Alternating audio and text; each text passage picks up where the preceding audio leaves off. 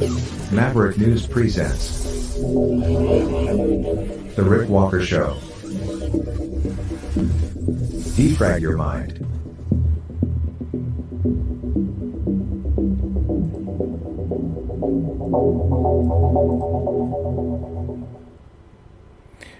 Good evening, everyone. I'm Rick Walker. Welcome back to the Maverick News channel. Much to share with you this evening. The hush money trial of Donald Trump took a strange and tragic twist today, and a series of turns overshadowed, upstaged, I guess, for lack of a better phrase, by a man who set himself on fire outside the courthouse. We have information on that tonight. We have his final words in writing and information on the pamphlets he was handing out just before he set himself ablaze, which may give us some indication as to what his motivations were. Why did he do it? And why are we seeing so much of this kind of self-harm? These suicides. We'll take a look at it tonight. Trump in court, we'll take a look at that as well and see where that's going. It looks like they're set to begin opening arguments on Monday. Car thieves in Canada. Big issue, growing problem. Car theft in Montreal. We're now hearing that young people as young as 15 are being recruited to steal vehicles. And if things go wrong, the organized criminals who recruit them sometimes torture them. We'll tell you about that as well. And then, of course, there's the aftermath of last night's disturbing situation, escalating situation between Israel and Iran, where we saw sort of an attack, a response from Israel against Iran. And what are we getting on the other side of that now? We're getting Iran mocking Israel, egging them on, so to speak. Dangerous times, strange times, and once again, here we are on this 19th day of April 2024, where truth is still stranger than fiction, it seems. We'll dig into that, try to make sense of it on the other side of this.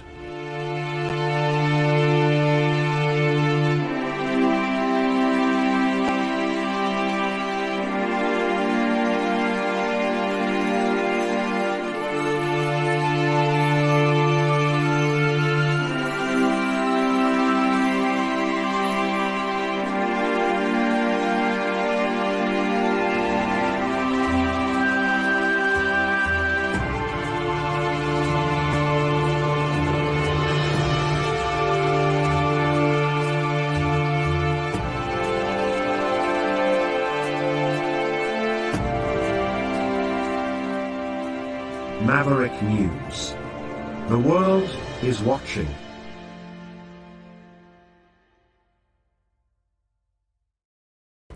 So I'll tell you off the top that we will be leaving YouTube fairly shortly so that we can speak freely about some of this content we have for you tonight, specifically the story about the man who set himself on fire. The very sensitive information.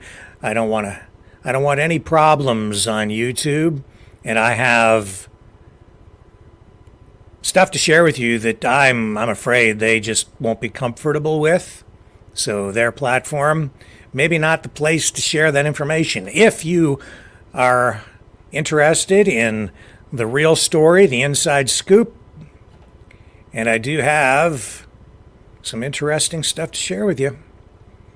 I don't know if you're going to be seeing it in very many other places later on. you'll have to go over to Rumble.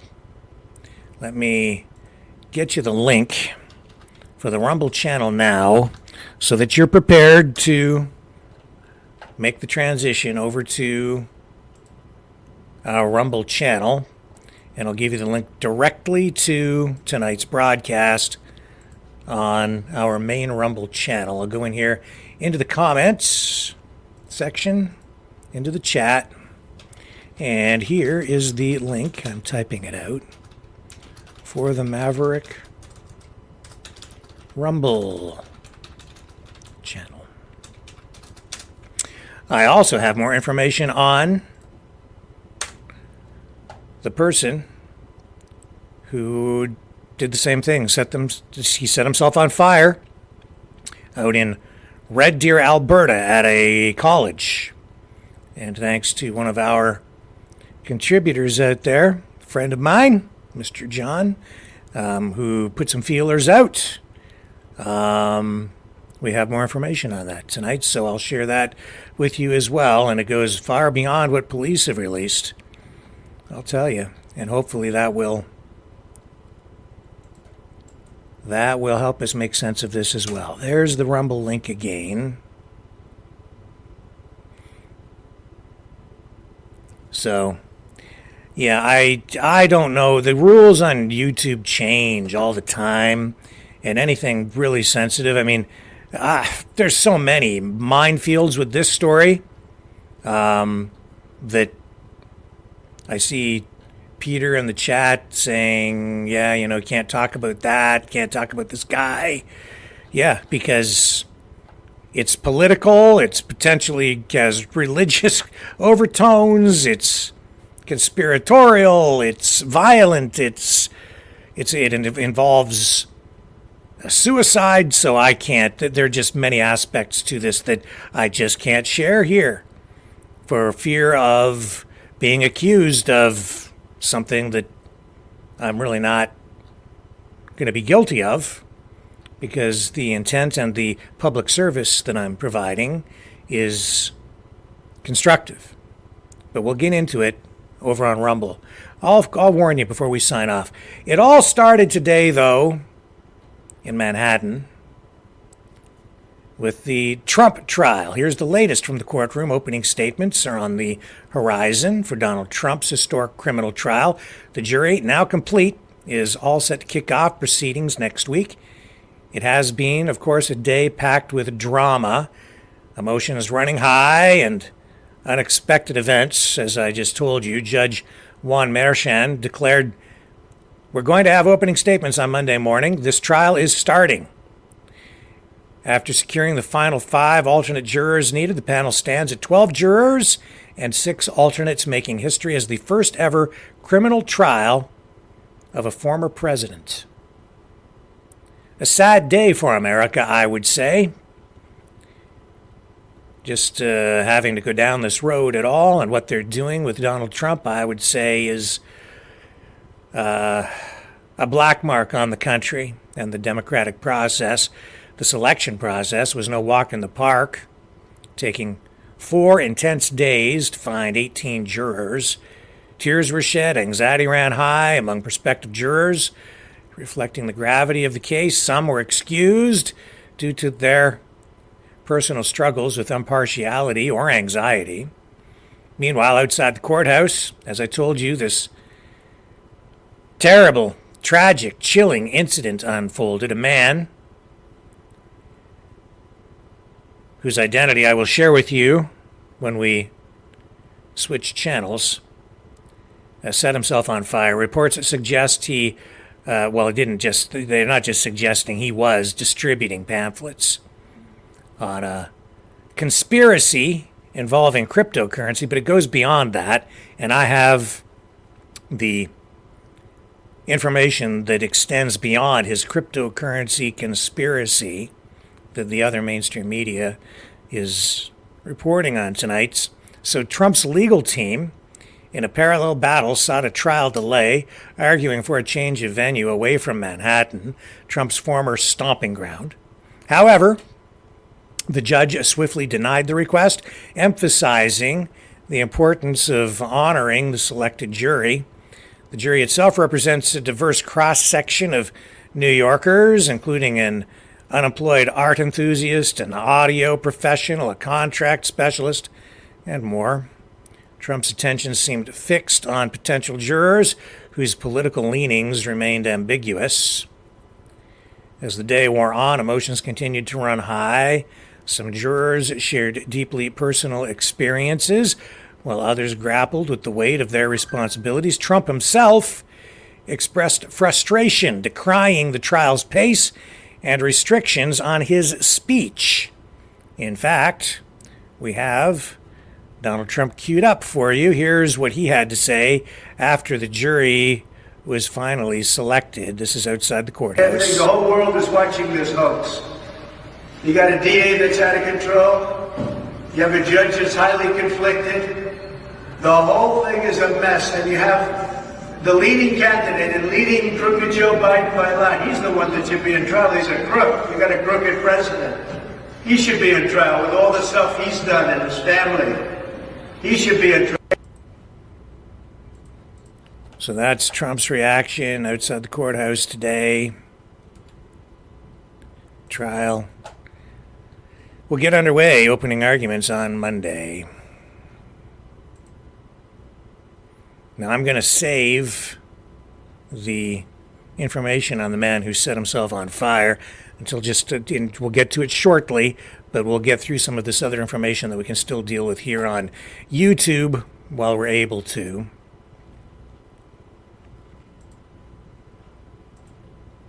We have pictures here of the suspects who have been arrested in connection with that gold heist at Toronto Pearson Airport about a year ago. Here, I'll bring up their mugshots. Thing is, they're smiling. Why are they smiling? Well, Pierre Poilievre says that it's because of Justin Trudeau's light touch with criminals. Here they are. These are the guys accused of that huge gold heist.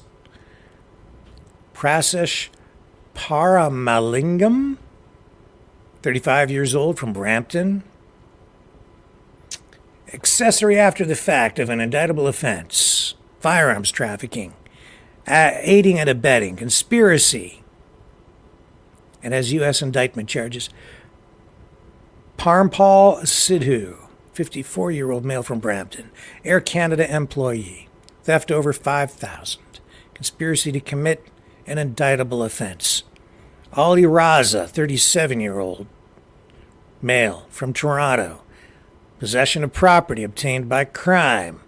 Emmett Gelada, 40-year-old male from Oakville, possession of property obtained by crime ×2, theft over $5,000, conspiracy to commit an indictable offense. And Ahmad Chowdhury, 43-year-old male from Georgetown, accessory after the fact of indictable offense. Pierre Poilievre posting, why are these gold thieves smiling 48 hours after their arrest? Because Justin Trudeau's catch and release laws let them out on bail.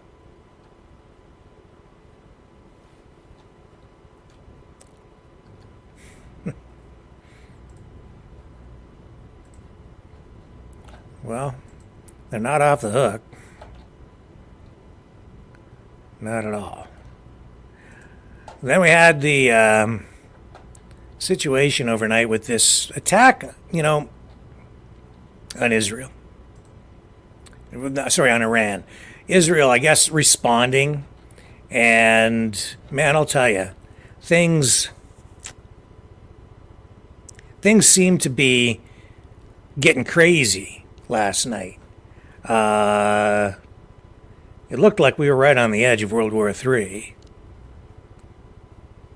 Very wide, conflicting reports from various media sources.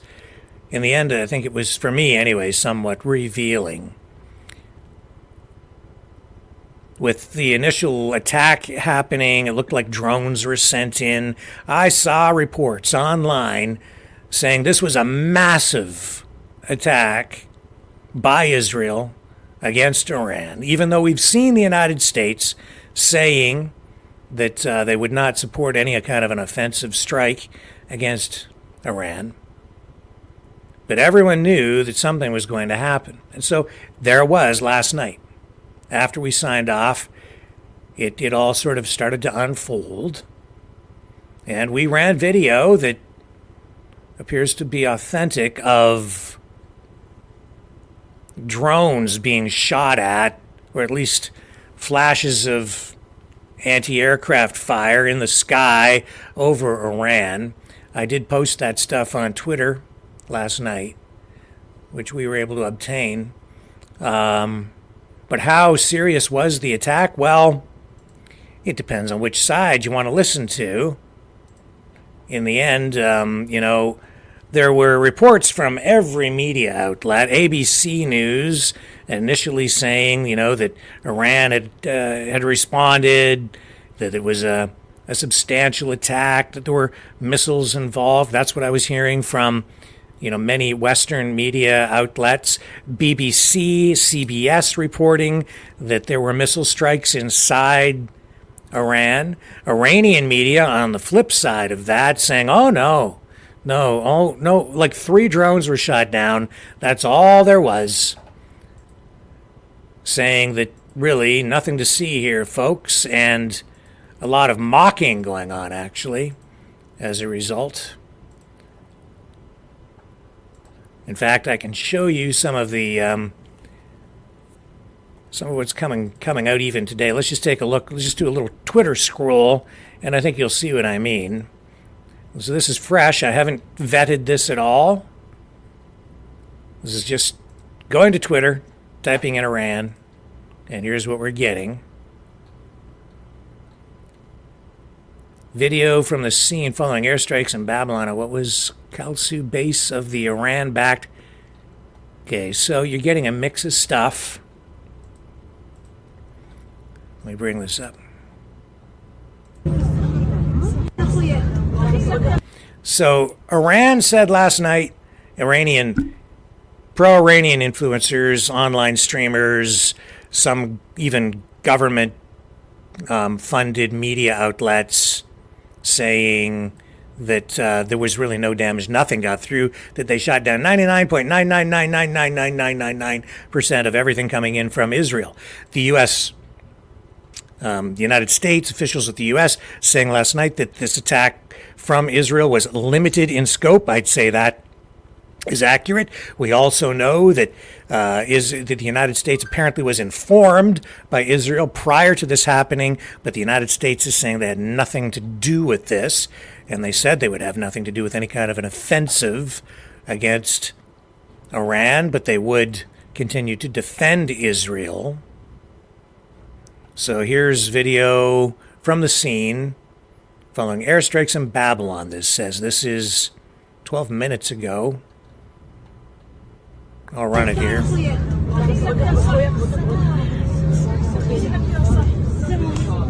There's the Kalsu base of the Iran-backed Babylon 50th PMF Brigade.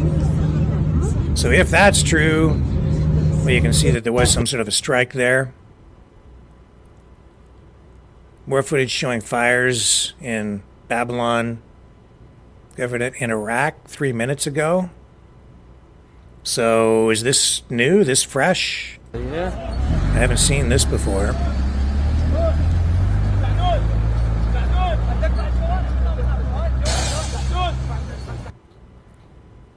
It looks like this might be new. Large explosion south of Baghdad 2 minutes ago, possibly targeting Iran-backed base.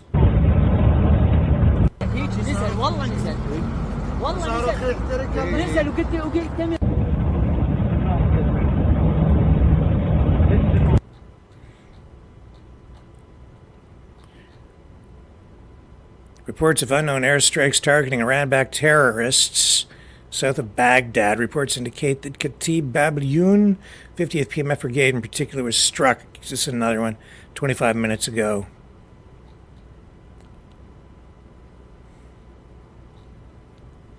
And you're getting a lot of the propaganda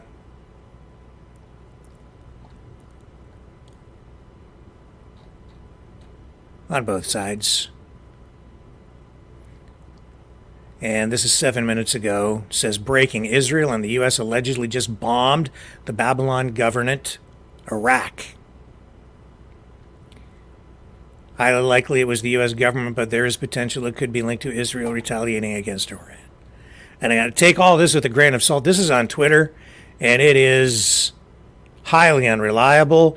So you get a lot of stuff on there that is true, but I don't know. Take all this with a grain of salt.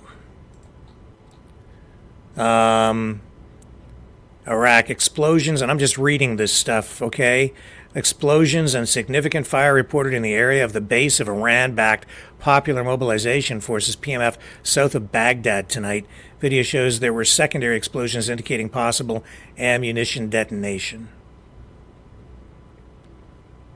So we're in Iraq here, and this is the thing. Last night there were reports that Israel had struck not just Iran, but Syria and Iraq as well. And I was not really successful in confirming any of the information in those other countries. So you're seeing this footage here tonight, all new. And I just went here, did this just now.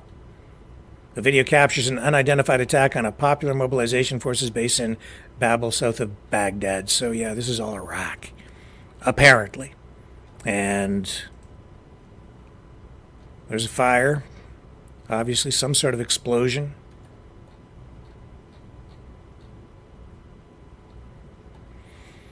Another one, breaking: Israeli and American warplanes are burning the headquarters of Iran-backed militias tonight. Interesting. And disturbing, to say the least. Large explosions south of Baghdad. Same footage, different post. Oh my God. We're not going to look at that. We're going to just scroll right by it. Because we are on YouTube. I stand with Iran. I stand with Palestine. What about you? This is Zara. And you had a lot of saber rattling going on.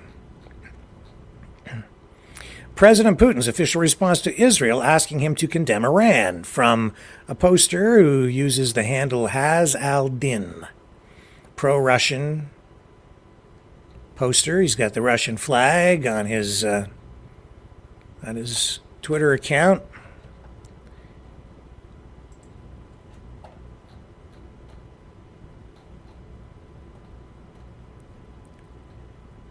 And we will go there. Mohammed Safdar. The Iranian president laughs at Israel after today's attack. We are fighting a war of wills, and Iran has won and will continue to achieve victories, it says. The true promise reflected our strength, the iron will of our people, and our unity, all segments of the people. Funny how all governments, it seems, regardless of their political leanings, always use phrases like the people and freedom.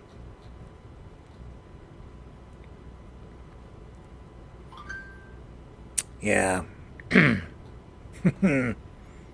Makes you wonder, doesn't it? I've asked many times, what does freedom really mean to you? It's a phrase that is thrown around by everyone. And it's just gotten to the point where I think people don't even understand what freedom means anymore. Iran will defeat Zionism, it says. And yes, yesterday Russia did walk out of the UN Security Council, just as Israel was about to speak on the issue of whether Palestine should be admitted, given full membership in the UN. Here, let's take a look at that. Thank you very much. I thank the permanent observer of the Observer State of Palestine, the permanent observer of the Observer State of Palestine for his statement. I now give the floor to the representative of Israel. And you saw the Russian delegation get up and walk out just Thank prior you, to this. Madam President. Madam President, And then I wish to begin by thanking the United States. Israel provided its... began their statement.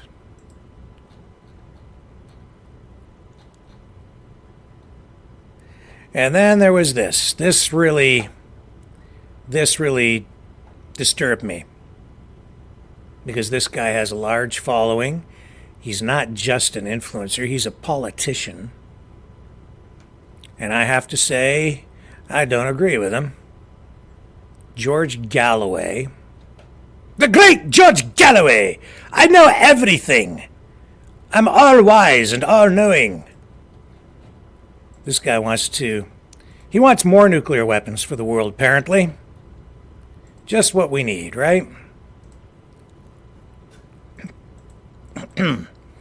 He wants Iran to have nuclear weapons because this guy is absolutely pro-Iran all the way, anti-West. Make no mistake about it. I think that Iran has been extraordinarily patient, more patient than I would be, for example. I've said this for a decade. Iran refuses to acquire a nuclear weapon. They refuse! Although They won't want it! Evidently, scientifically, They could do it, but they won't do it! so. Could do so probably very quickly indeed, but it refuses to have one. Or they refuse, they don't want it at all. At least the last 15 years. Yes! Iran, if I was running Iran, I would definitely get myself a nuclear weapon. Because Great Iran idea! is confronted by countries that all have nuclear weapons. Let's blow them all up! Why should Iran be vulnerable to Yes, the nuke them! ultimate Blow them to bits! military attack? Wipe They them off the require face of the a planet. deterrent like we have. in Yes! Britain. That's the case for the British bomb, isn't it? That Yes. it's a deterrent. It's a great idea. if Let's it's a give more deterrent bombs for to everyone. Why would it not be a deterrent for Iran? Let's I think complicate you're the right, hell out of the that geopolitical it, situation. Would be. Yes, because there just aren't enough nukes in the world. Let's get more! Yeah. How many peace rallies has that guy been to? You think he really means it when he's called for peace in the past? I look at a lot of these people who, these peace activists who are out in the streets right now rattling their sabers. The guy wants more nukes. Wants to give Iran nuclear weapons. I think we've got enough, honestly, and it's complicated enough. That's my opinion. Be a whole lot better off if we didn't have them at all, frankly, but I don't know how you turn back history and correct the mistakes of the past.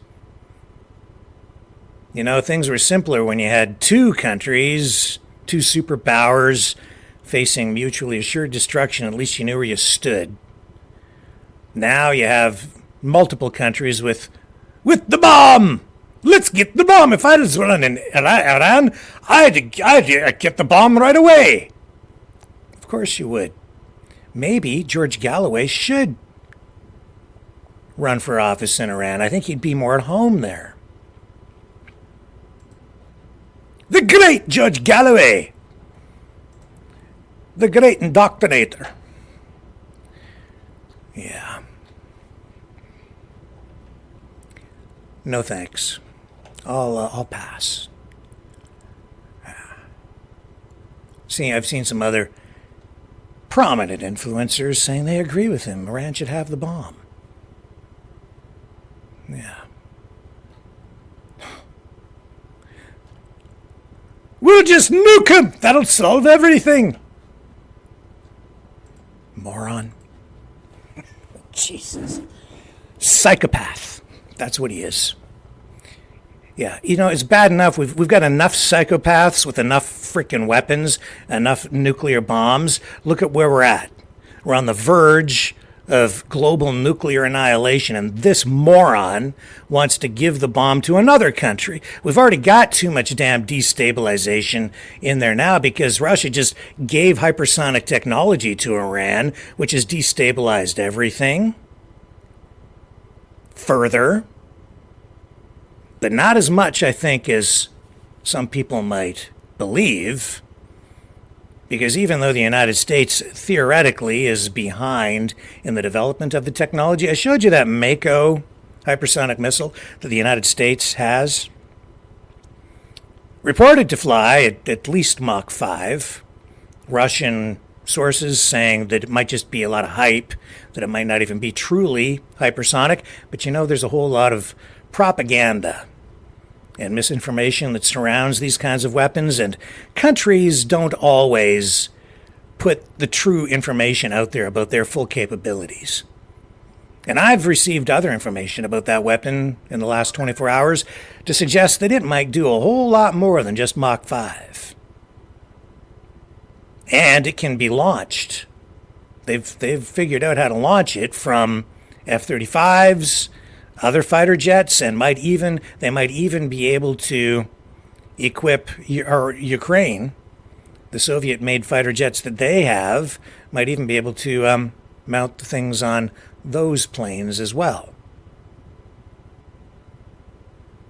The arms race is on, man. We're into a new arms race, and not all the information out in the public is accurate. And now we're seeing people like George Galloway and Jackson Hinkle and others calling for the expansion. Let's get nuclear weapons to more countries. That is like foreshadowing. That's what that is. That's a prelude of things to come, I think. That's not an accident, them saying this. They're in the loop, and they're on the Iranian side, the Russian side, and I think that they probably have information to suggest that Iran probably already has the bomb, or they're very close to having it. But they don't really want it. They could have had it, but they're such nice people. They just didn't do it. They just didn't finish developing it. Yeah. Oh, they want it.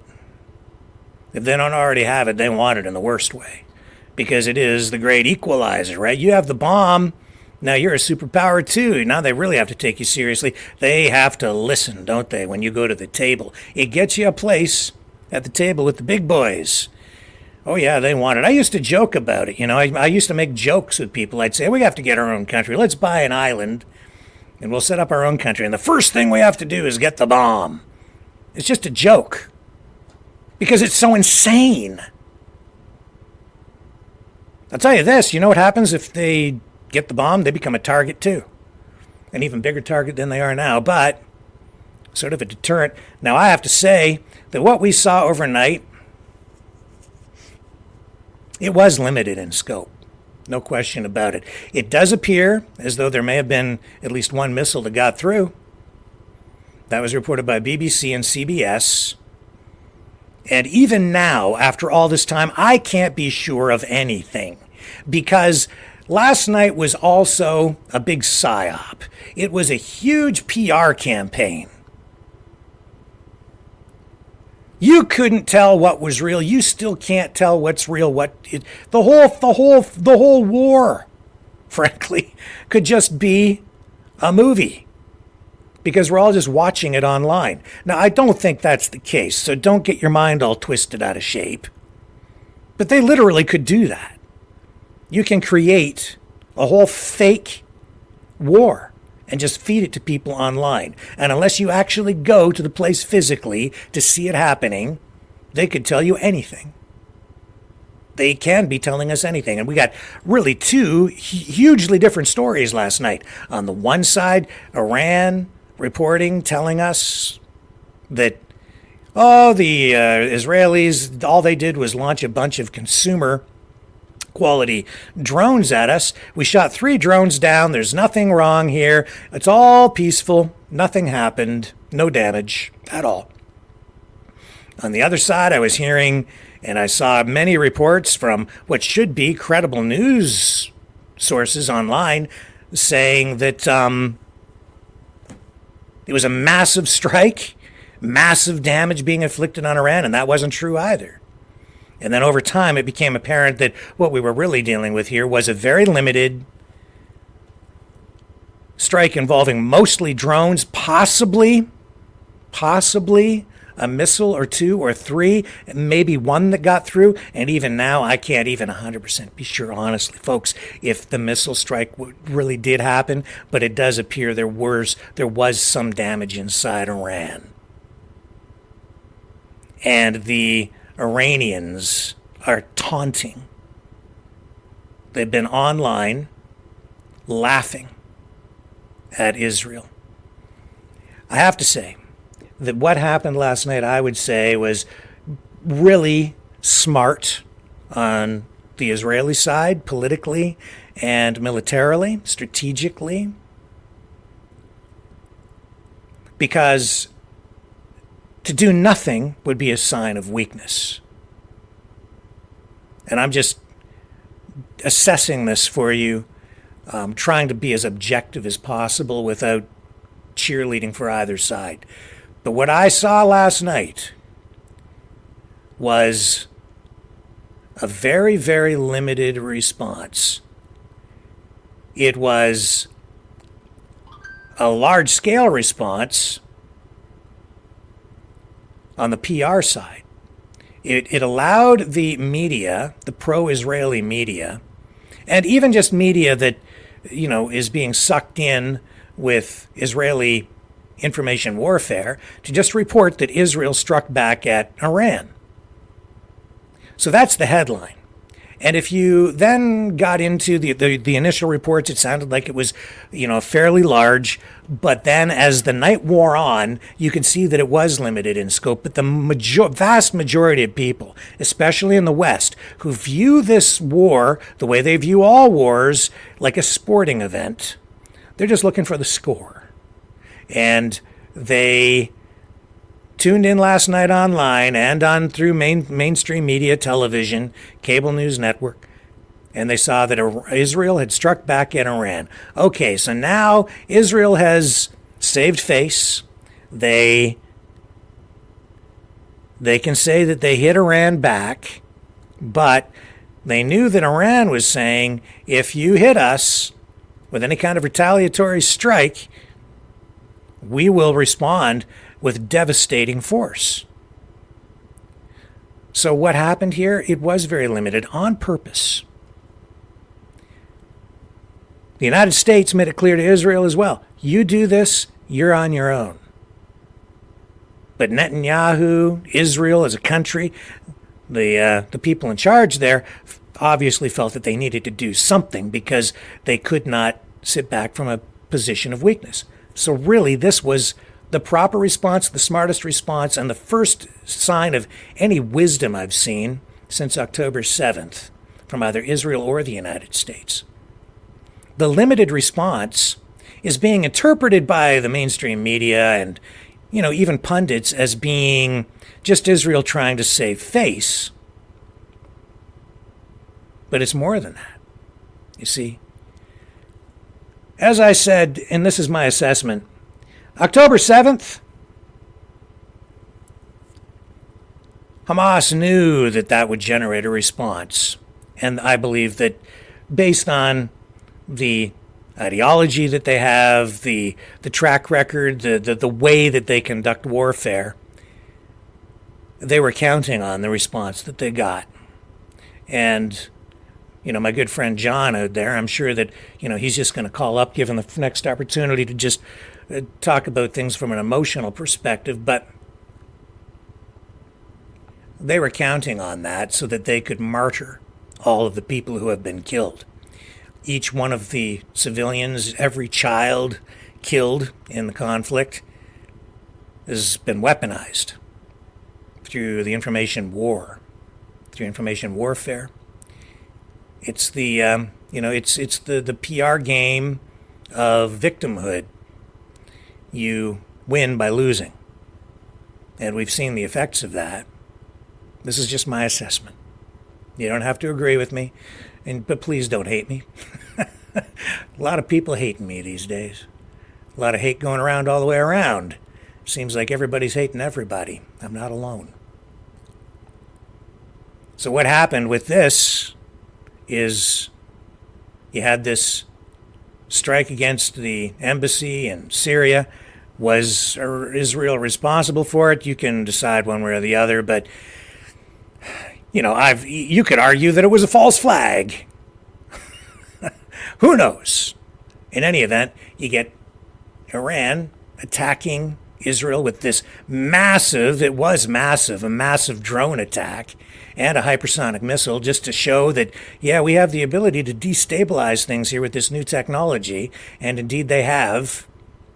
But don't you dare hit us. So what I saw going on was, at that point, a game of punch buggy. You ever play punch buggy when you're a kid? And I don't think it's unfair to characterize this in these terms, because it's also juvenile.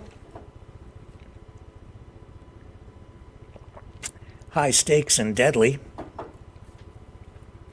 But it's like punch buggy. Every time you go down the road, when you were a kid, you'd punch your brother or sister in the arm or your friend. Punch buggy when you saw a Volkswagen Bug.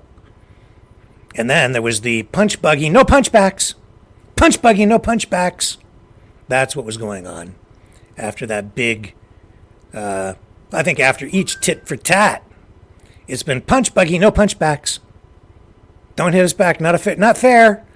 And then when you get hit back, you go, oh, Mom, John hit me and I said no punchbacks. I don't mean to make light of this, but that's really what it comes down to. Because it's also childish. It is immature. The world's run by psychopaths. So anyway, punch buggy, no punchbacks, right? Well, so Iran hits back after the embassy strike, and then they say, punch buggy, no punchbacks. If you strike us, we'll wipe you off the face of the earth. We have the technology to do it. We used old weapons. We're so powerful. We're so strong. I saw a lot of posts like that. We just used our old technology. We've got way more sophisticated stuff, newer stuff, which may or may not be true. Scare the hell out of your enemy, right? Don't you dare punch us back after we punch buggied you, because if you do, we're going to launch a big one, even bigger than the big one we launched before. We'll really punch you. So what did Israel do? They waited a few days, assessed things, looked at the technology, I think. And Iran threatening also to target Israel's nuclear facilities. And then what did we see last night in the rhetoric and the PR and the propaganda from the Israeli side and the U.S. side, if indeed it is propaganda, and I believe it probably was, we're seeing that they were targeting Iran's nuclear facilities with this strike. Very little, if anything, got through. It seemed to be very focused. Truly was limited in scope. And it's not tit for tat. That's not what that was last night. It wasn't even really a full attack. Do you know what last night was, in my view? It was a love tap. It was a very firm. It was a saving face thing politically, that's for sure. It was a light punchback on purpose. A very light punchback on purpose. Because they don't really want more escalation. The U.S. certainly doesn't want it. There's a lot of gray area here. It's not clear who has what technology at this point. We are in the middle of a situation where, this side, does the U.S. really have a hypersonic missile? Could they use it? Do they have the ability to shoot these hypersonic missiles coming from Iran down, or the ones from Russia, China? That isn't really clear either. We've seen some indication that there might be some defense against it, but it's not really clear. It looks like these things can probably get through, as was demonstrated in that massive attack from Iran against Israel. So it's just a love tap. It's like, and it gives Netanyahu and Israel something to show the world and their people at home who are demanding a response. That gives them something to show on the aggressive side. That, yeah, we're not weak. We do have the ability to defend and even go on the offensive here and deal with this. So it does allow them to save face, but it's more. The response from Iran has been a big ha ha ha. You guys suck. You can't touch us. We launched this massive attack against you, and your response is weak. Incredibly weak.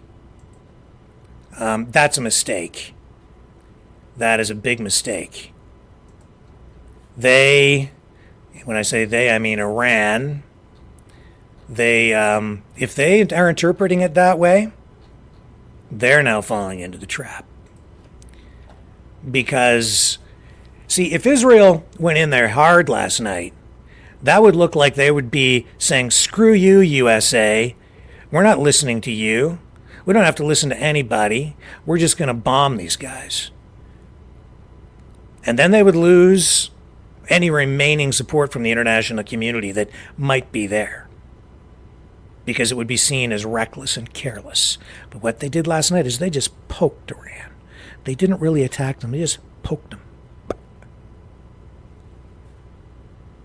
And now they're seen as like, okay, well, they struck back.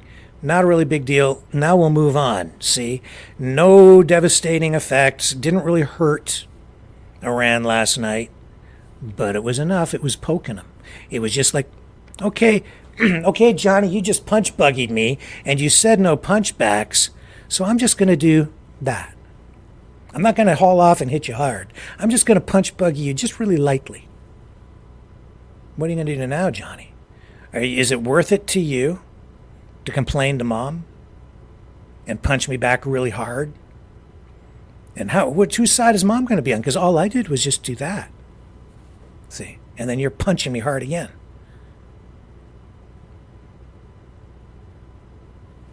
It's stupid, it's juvenile, but I think it's true. So you poke Iran now. All you did was poke him. Is that worth escalating with another massive attack because you got just poked a little bit? And how are you going to look on the world stage if you respond to a poke with an attempt to now wipe Israel off the map? That's why you're seeing these taunts online with all these influencers going on and on and on about how evil Iran or Israel is, and how they're weak. There's a whole lot of testosterone flowing, is what I'm seeing. That's sort of the point. It's like, come on, man, you suck. Come on, pussy. That's what it is. It's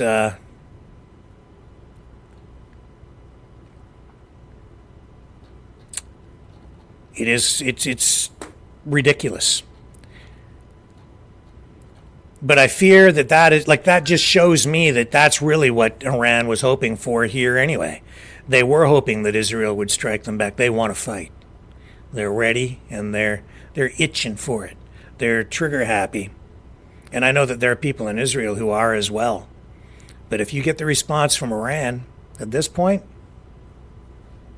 well, it's going to escalate. Now, the other thing is, complicating all of this is what we're seeing going on right now tonight. So if these reports of additional attacks inside Iraq are true, and I'm seeing reports here just saying as well that there might be attacks inside Lebanon, now things get even more complicated, don't they? And here's 20 minutes ago, breaking massive fires in Baghdad after American bombing. Bring it up. There it is.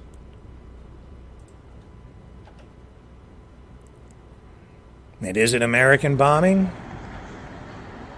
I don't know.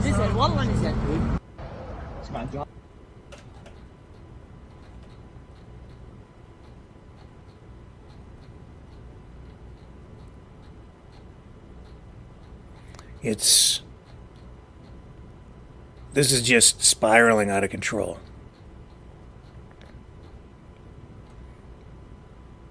I don't know. Let's take a little break. I'm going to search for some other information here. We'll come back on the other side, and we'll see if we can bring you up to date. Don't go away.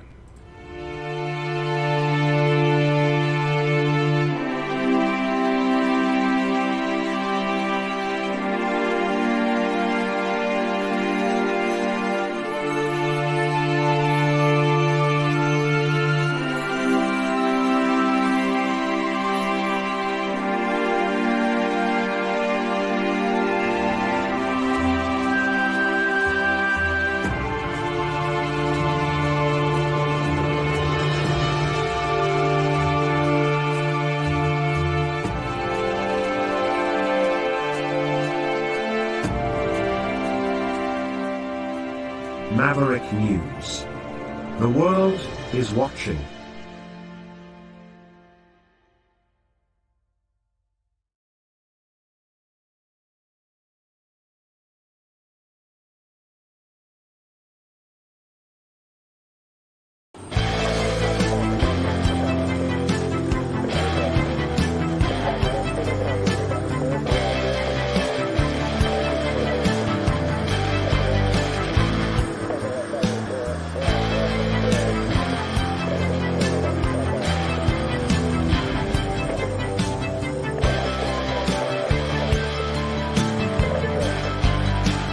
Maverick News. Fighting for freedom.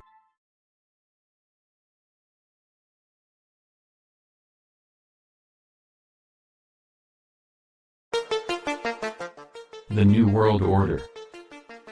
Government overreach. The Great Reset. Mainstream media lies. Now more than ever, independent voices are needed. Donate now, at freedomreporters.com. That's freedomreporters.com. Maverick News. The antivirus program for your mind.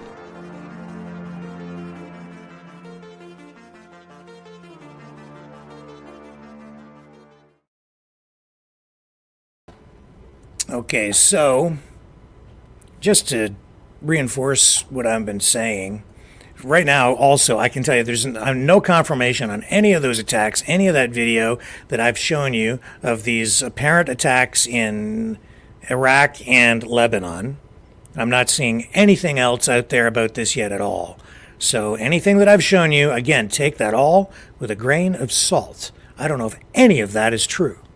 Any of it. I don't see any other reports coming out from any place to confirm any of that. So I will try to stay on top of it for you. But to further illustrate my point and to support my assessment, my arguments here about what happened overnight, what are we seeing today? We're seeing the U.S. and Israel go radio silent on that strike against Iran. Here's a report to reinforce what I've been saying.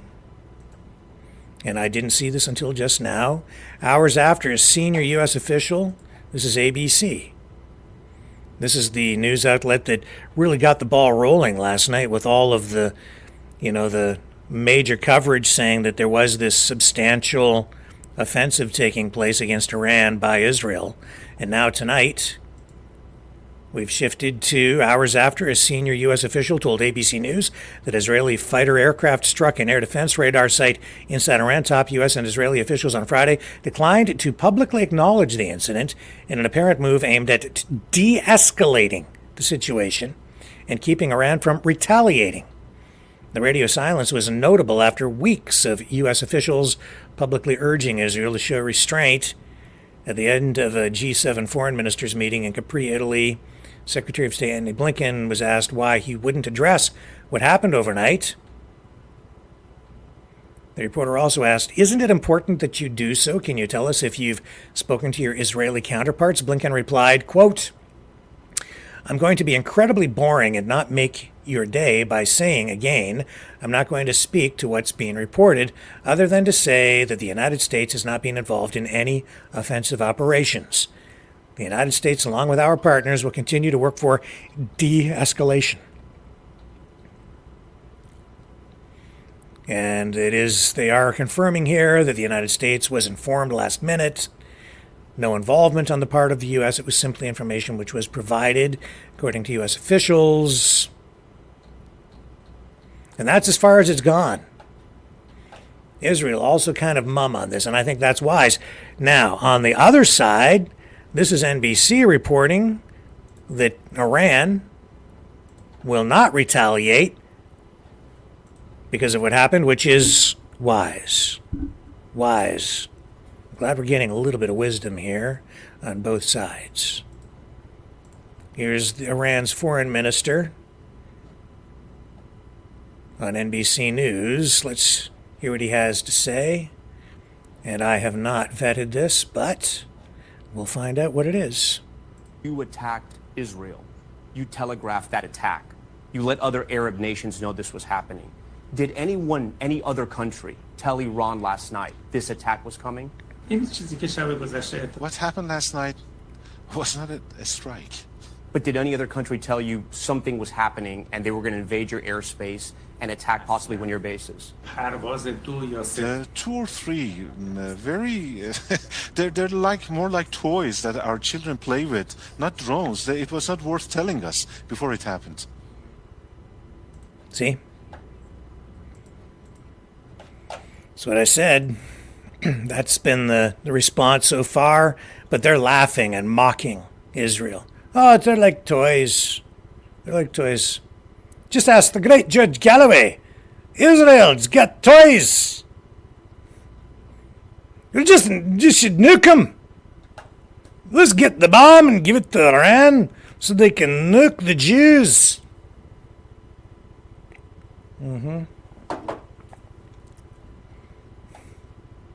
Not me. That's an editorial.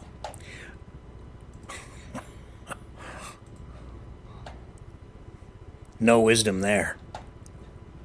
None. But a whole lot of anger and hate. That's for sure.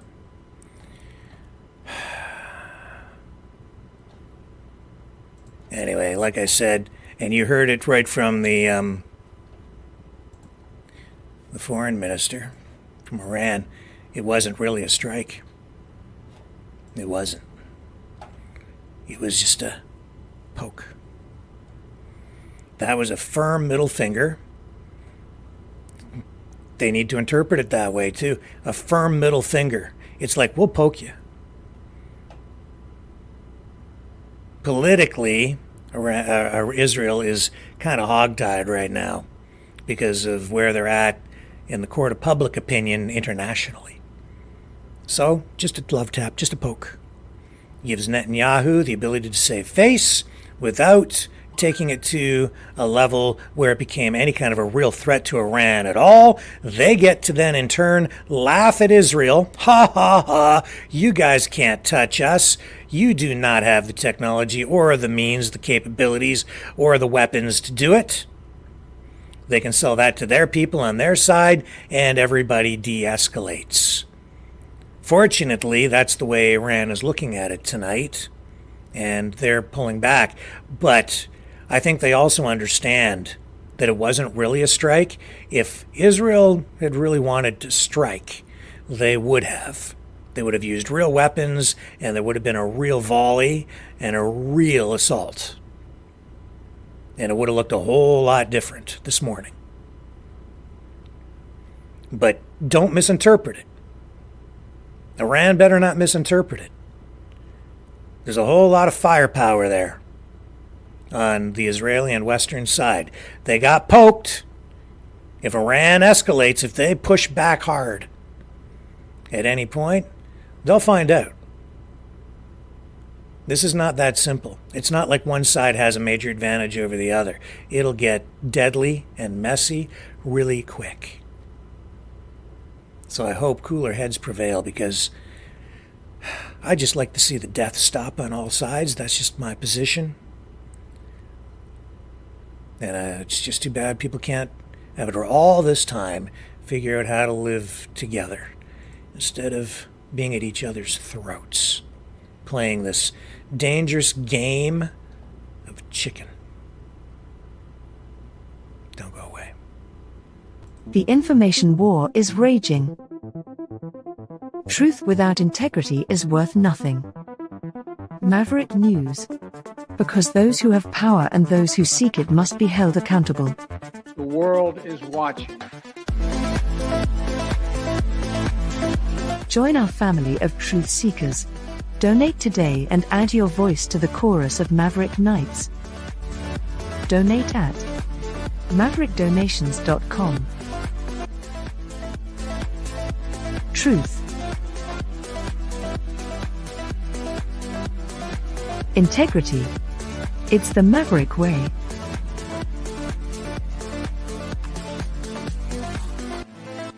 Maverick News. The world is watching.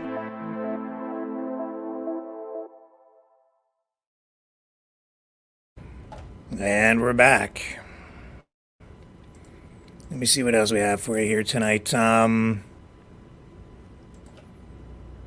just before we get into this stuff with the guy who set himself on fire, I just came across this and I just thought this was telling.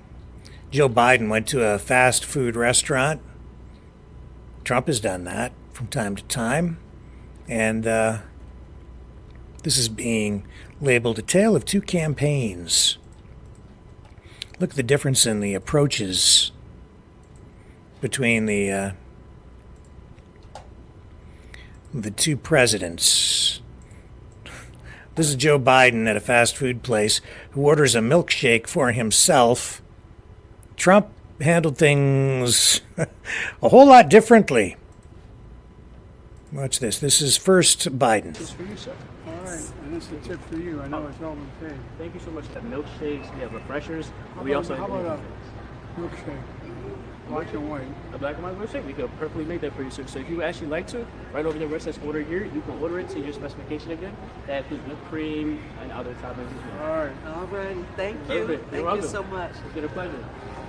Mr. President, I'm gonna pick up a few pounds here. And don't forget, we also included drinks for you as well, just to enjoy. Excellent. We can take that box. You take that box? I'm gonna go order a milkshake. Look at the way you hold. You like And here's that, Trump. Right? I think that's very nice. Have a good time. Nice to see you. Thank you very much. So we'll order 30 milkshakes. We'll give them out to the people and we'll take some for ourselves, okay? Good. Thank you very much, everybody. Hello. This has got a great American franchise, Chick-fil-A. It is. It's a great franchise. The owner is a great man who's a member of one of my clubs, and he's fantastic. And yeah, they do very well. They're closed on Sunday. The Lord's Chicken. That's the Lord's Chicken. You're right. It's good. Chick-fil-A. Yeah, good to see you. Thank you very much. Thank you. Thank you. Hello, everybody.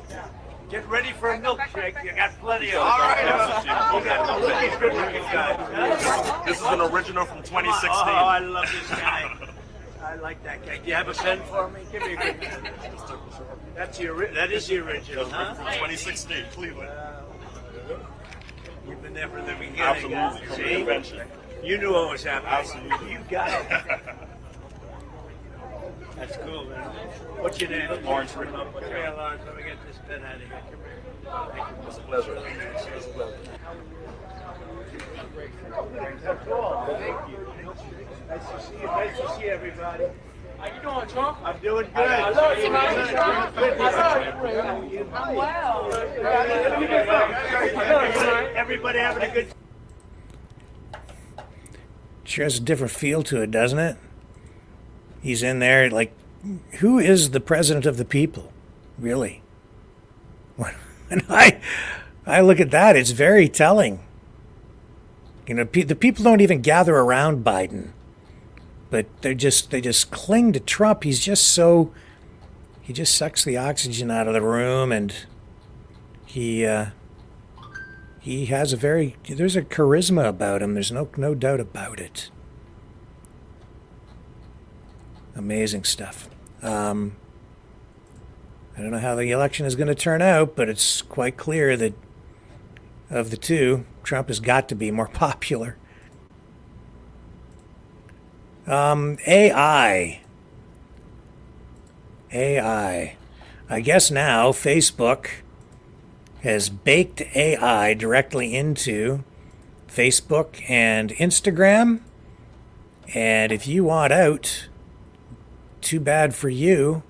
If you're going to use their platform, I guess there's no way to turn it off. Yeah. Let me see if I can get my notes on that. And I just had somebody message me just before we went live here tonight, expressing concern about this very story.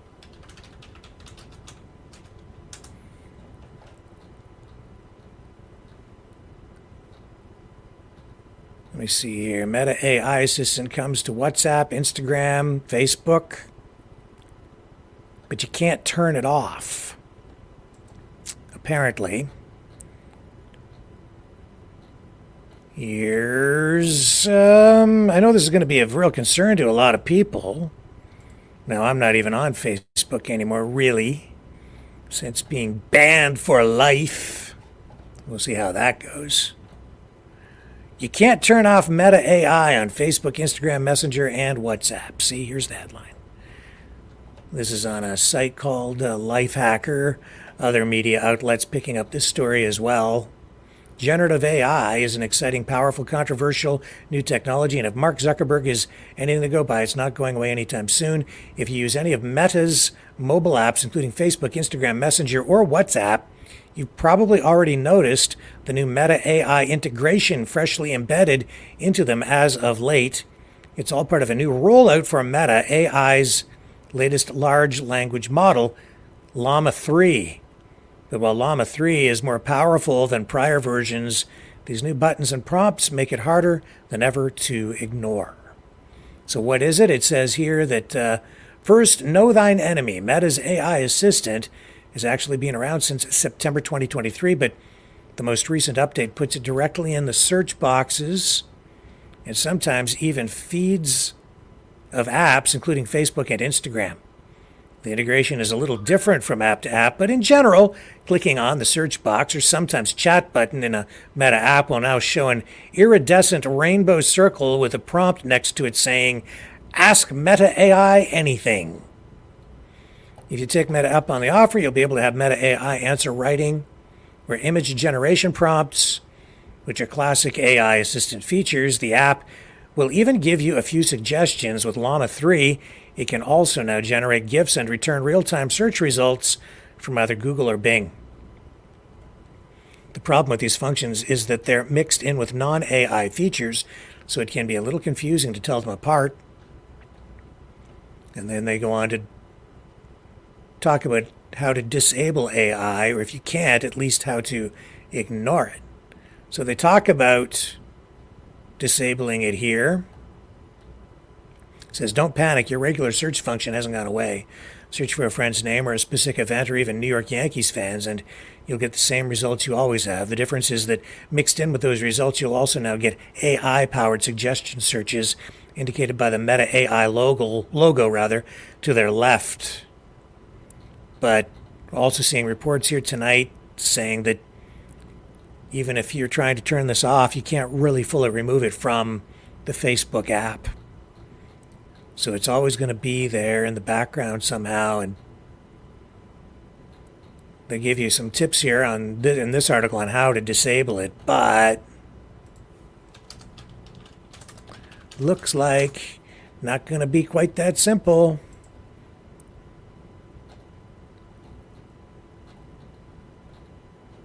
So we'll keep an eye on that too. I know that's a concern, the same way that people are worried about digital currencies and so on. Central bank digital currencies, people also worried about AI and social media to begin with. And now with this, additional concerns. Let me see, what else do we have for you this evening before we get on to this in-depth look at the man who set himself on fire outside the Trump trial.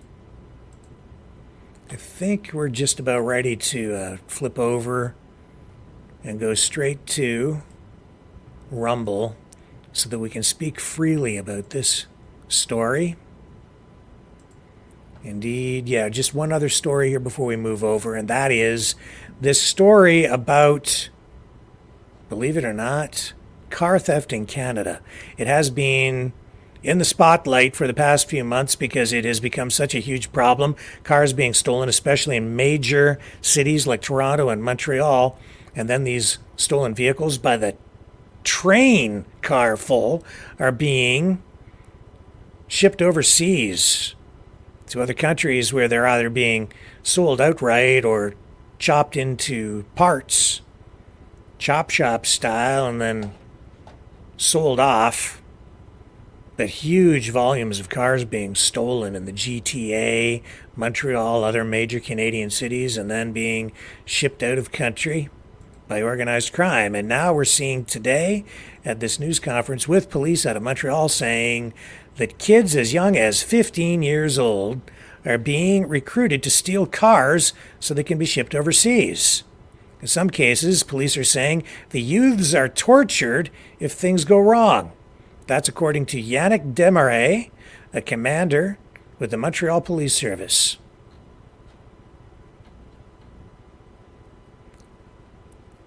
And this all coming out at this federal inquiry into the growing problem of car thefts in Canada. Police say there is a link between car theft and armed violence, emphasizing that it is not a victimless crime. And police are having a very hard time dealing with it. And then we saw, I believe it was, I don't remember which police service it was now, Toronto?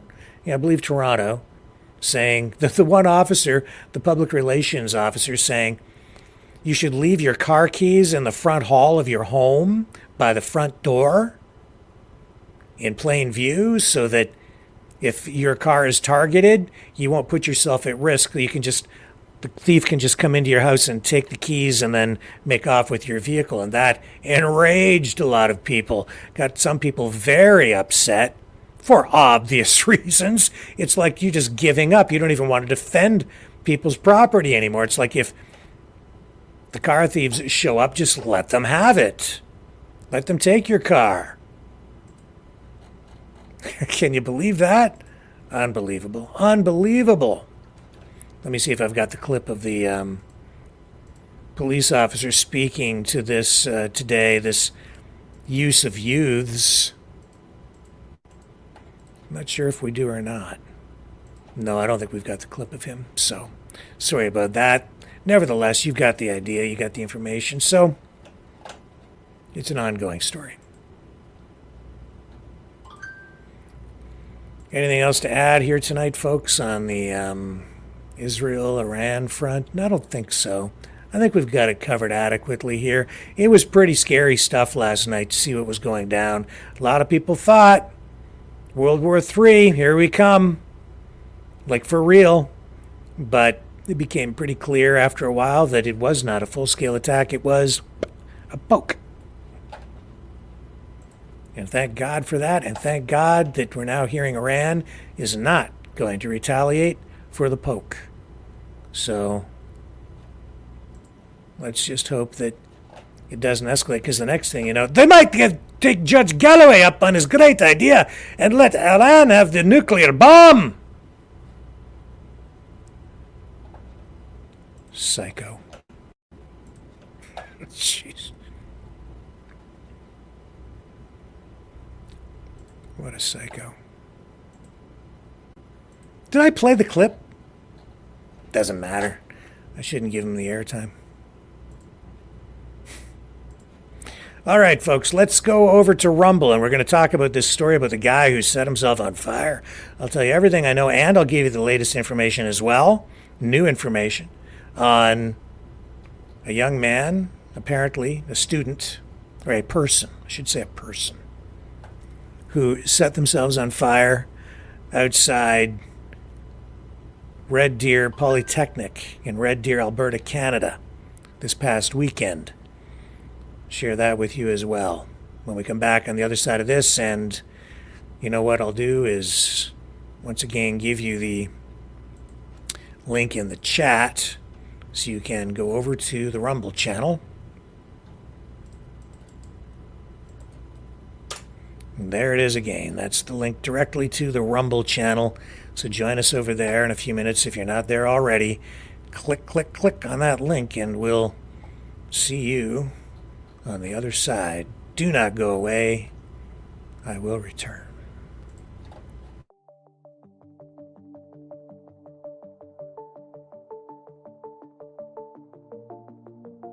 Greetings, brave Mavericks. Our quest for truth continues. We go beyond fake news. Together we expose propaganda. Together we pull others out of rabbit holes. We are maverick thinkers. We are all unique individuals. Defenders of individual rights and freedoms. Credible. Trusted. Grounded in reality. Maverick News. Maverick News. Defending free speech. Free speech. Donate at freedomreporters.com. Do it now. Tomorrow may be too late. Maverick News. The world is watching.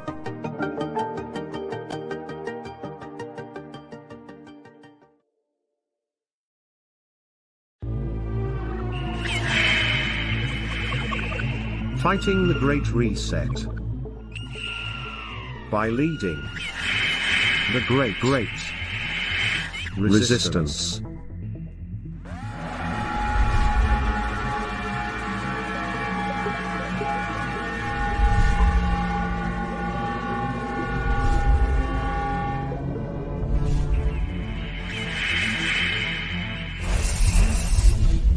Maverick News. The antivirus programs for your mind.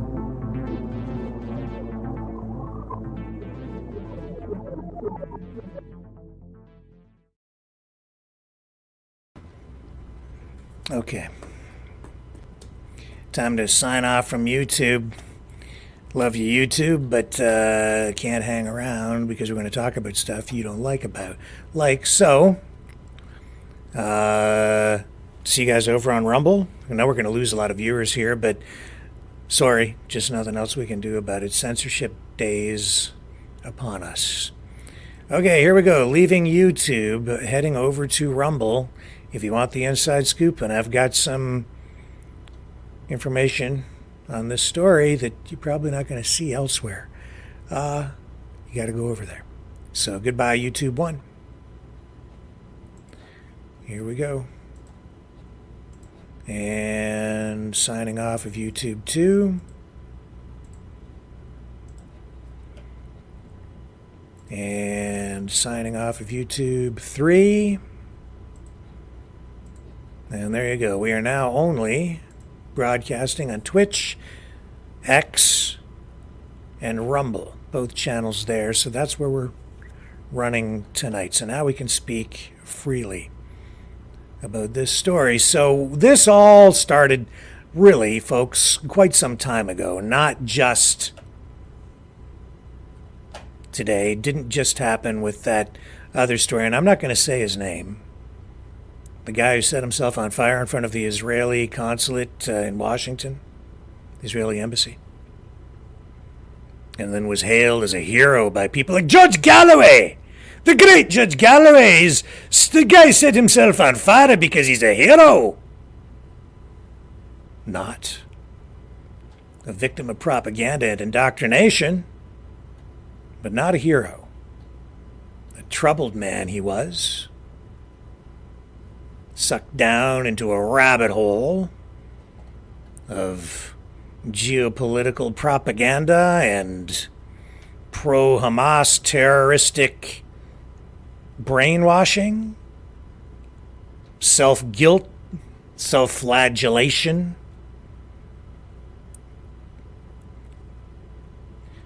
taught to hate his country and himself for what he was and what he was doing, a member of the U.S. military, a U.S. airman, riddled with guilt because of the information that had infected his mind, to the point where he said that he would not be complicit in genocide and lit himself on fire.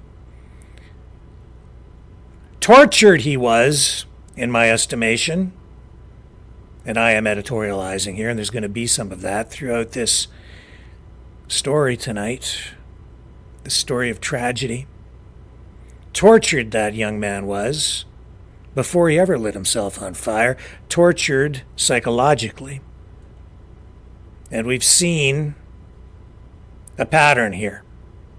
I've been trying to tell people about this for months. It is manifesting itself through psychological warfare. It is manifesting itself in a variety of ways. We are seeing people stalk RFK Jr. with apparent inclinations to do harm to the presidential candidate. facing charges attending campaign events. People like Adrian Espiro, who we've talked about on this program. Lori has done, some extensive reporting on him. We've talked as well about that young man who decapitated his own father. And I found information that I could only show you some of because of its inflammatory nature and controversial and disturbing nature. Information from him. I was able to download some of the books that he had written.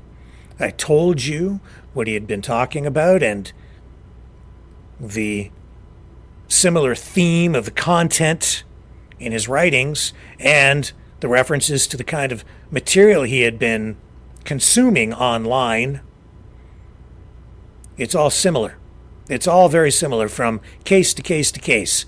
Adrian Espiro, other people stalking presidential candidates, people who appear to be very mentally ill, disturbed in many ways, who have thrown themselves off bridges during the pandemic, who have set themselves on fire before this.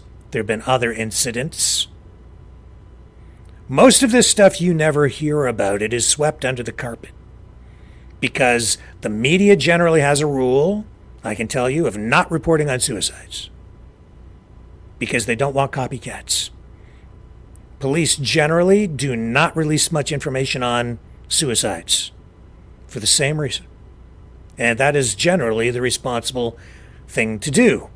But we have, in my view, a crisis on our hands where people are being manipulated and abused psychologically through information warfare, and it is being delivered online. It also appears to me, based on the information that I've been able to find, that drugs play a part in this in many cases because it takes people who are maybe vulnerable psychologically to begin with and makes them even more open and susceptible to suggestion, manipulation, and abuse because it distorts their reality just a little bit more. I would say that there are indications here of similar techniques that have been used in the MK Ultra mind control experiments of the past being used here. In these cases, I believe that is true. Now, you can assess this and say that it's this government or that organization or this or that person or whatever you want to come up with, I guess, but I think that in itself is also part of the game that they play, where they undermine confidence in our government, in our institutions. They make you hate your country. I don't believe that it is our government doing it to us. In some cases, there may be some evidence of that, but where that is happening, I believe it is because we have foreign influence within our government acting maliciously and doing this to us.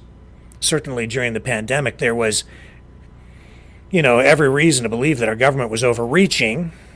That's one of the things, though, that I think left people vulnerable to the suggestion that our government was evil and was out to get us, making us very paranoid, when I think most of the politicians, honestly, were being manipulated themselves. But you can assess that for yourself as well. The end result here, though, is that we have some very disturbed people who need help, who are not getting it, and when they engage in the kind of activity we saw again today and on this past weekend, there is every attempt made to sweep it under the carpet because it is so painful for the families, embarrassing for the victims, and it is very uncomfortable for the public to even talk about it. And I would say that the government itself probably doesn't want people to even discuss what I'm talking about with you tonight, because it does involve the erosion of trust in our institutions, in our police, in our politicians, in our government, in our own systems. And it's dangerous. Because they're making you hate yourself as well. They want you to hate your country and hate yourself, and they want you riddled with guilt. And they want you to believe that there are people out there in the shadows just waiting to get you. They're making people incredibly paranoid. And they're doing that by sharing some truth with you and wrapping it up in a narrative that is actually a lie.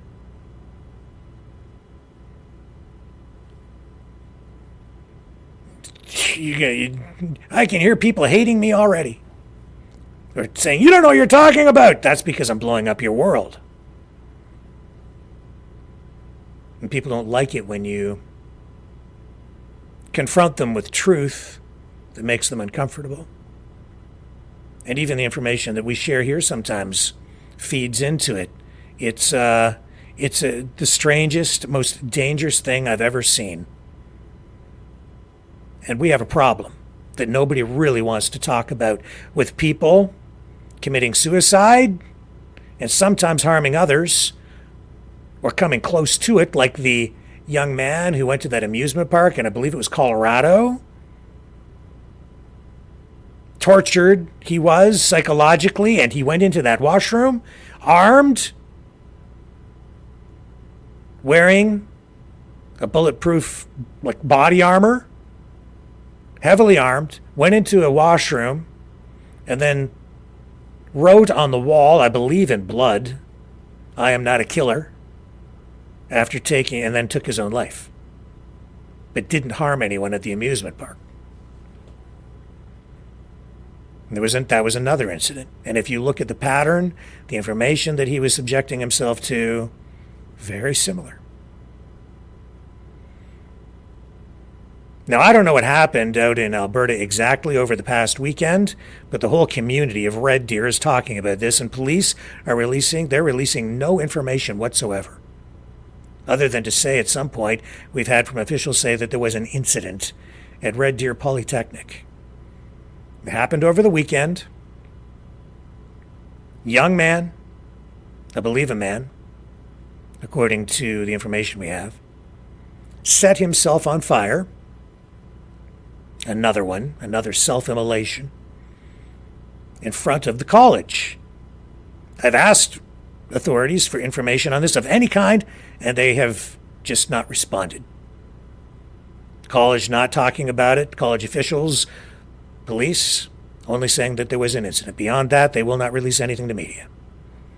Mainstream media, mum on this, nothing. There's a little bit of talk about it online, on social media. Very disturbing, very concerning.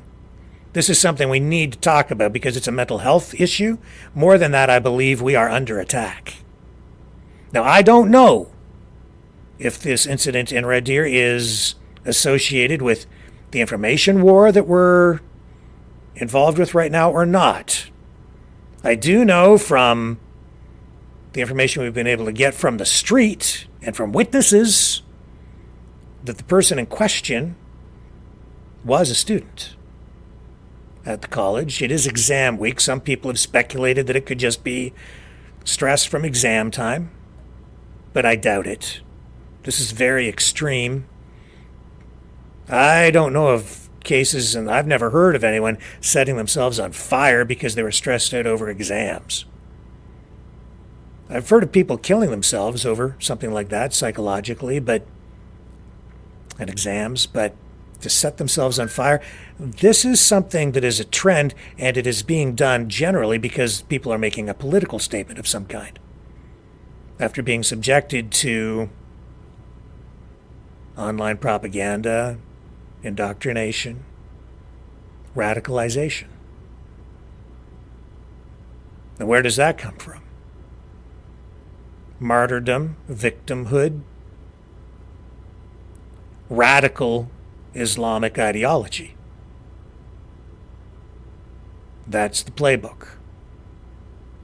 That's why the young American airman, set himself on fire in front of the Israeli embassy in Washington, D.C. And then all the pro-Hamas, pro-Iran, pro-Palestinian, honestly, Russian as well, online influencers, because all those countries, all those organizations, factions are aligned. They portrayed him as a hero.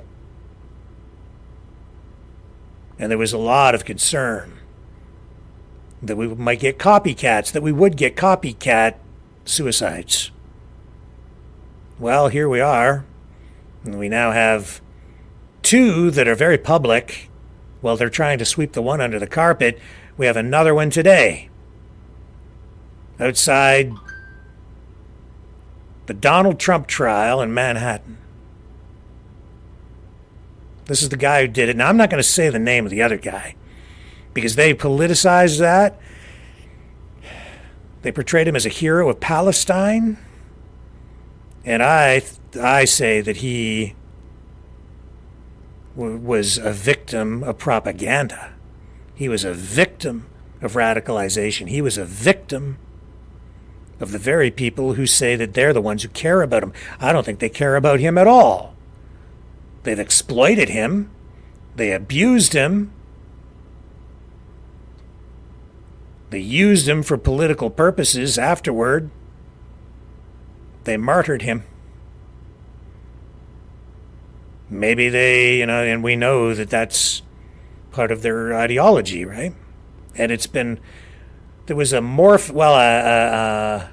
evolution of the Islamic ideology starting really in the 1970s that made it not just acceptable, but desirable, rewardable to commit an act of sacrifice like that, in their view, for the greater good, for the cause.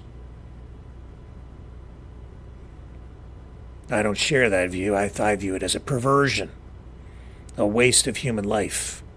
It's hard for us to understand. Those of us who come from a different culture, a different religion, Christianity. It is very difficult for us to understand. And for the most part, I think that not only do we not understand, people are ignorant and are not even aware that that is the playbook. But that's where a lot of young people are being sucked down into these dark holes. And it isn't just the radical Islam ideology directly. It's this overall constant negative IV mental drip that they have people on right now online, full of a lot of the same kind of stuff, honestly, that we talk about even here on this program. Many nights. It's in the news, but it's the steady IV mental drip that goes beyond what we do here on this program, where, I try to keep people grounded, centered, and in a world of reality, and not allow people to get sucked into these alternative realities, these true world histories, these true realities that are really not at all. It's all bat crap crazy town stuff. And I'm surrounded by people. I'm surrounded by so many people who are buying into it, and it's scaring me. Because it's got people, because this information, these tropes, many of which are anti-Semitic, anti-Jew, many of which are cloaked. They're anti-Semitic, but you don't realize it. Which can be interpreted in a variety of ways, but it has been a steady IV drip of mental indoctrination for at least the past 4 years. The people doing this to us took advantage of the pandemic to ramp this kind of stuff up and latch onto this opportunity to really undermine our confidence, our trust, as I say, in every institution, every aspect of our society, some of which may be justified, but when amplified, it leads to irrational paranoia, to the point where people do radical things. It makes people want to do crazy things like overthrow their government. It makes people want to do crazy things like set themselves on fire to make a political statement because they see no hope. They want to do crazy things because they see no alternative and they feel that they are guilty. And they feel they have to do something to make amends. And because they get sucked into this alternative reality, they see suicide, self-sacrifice as being the way out, where they will be portrayed as a hero. And they are, but for the wrong reasons. Now here's the guy who set himself on fire today outside the courthouse where Trump is on trial. This is Max Azzarello. That's the guy. Now I'm showing you this. I'm sharing his name tonight because this is a different case. It's being reported widely that that's who the person is. So it's no secret that's the person. I was able to find that out this afternoon and get that information. And he's been pretty active online. He was out there handing out some pamphlets. He's a self-described political researcher. And he believes he has the true history of the world and America. And he believes that America has to be torn down. He wants to tear down a haunted carnival, which is America. He wants you to tear down a haunted carnival. The haunted carnival being the United States and the West. And I should also just backtrack a bit here too. I actually have video or images now, which are digitized out so they're not of the Red Deer incident as well. And it is digitized. You can't see the burning, but that is what happened out in front of that college.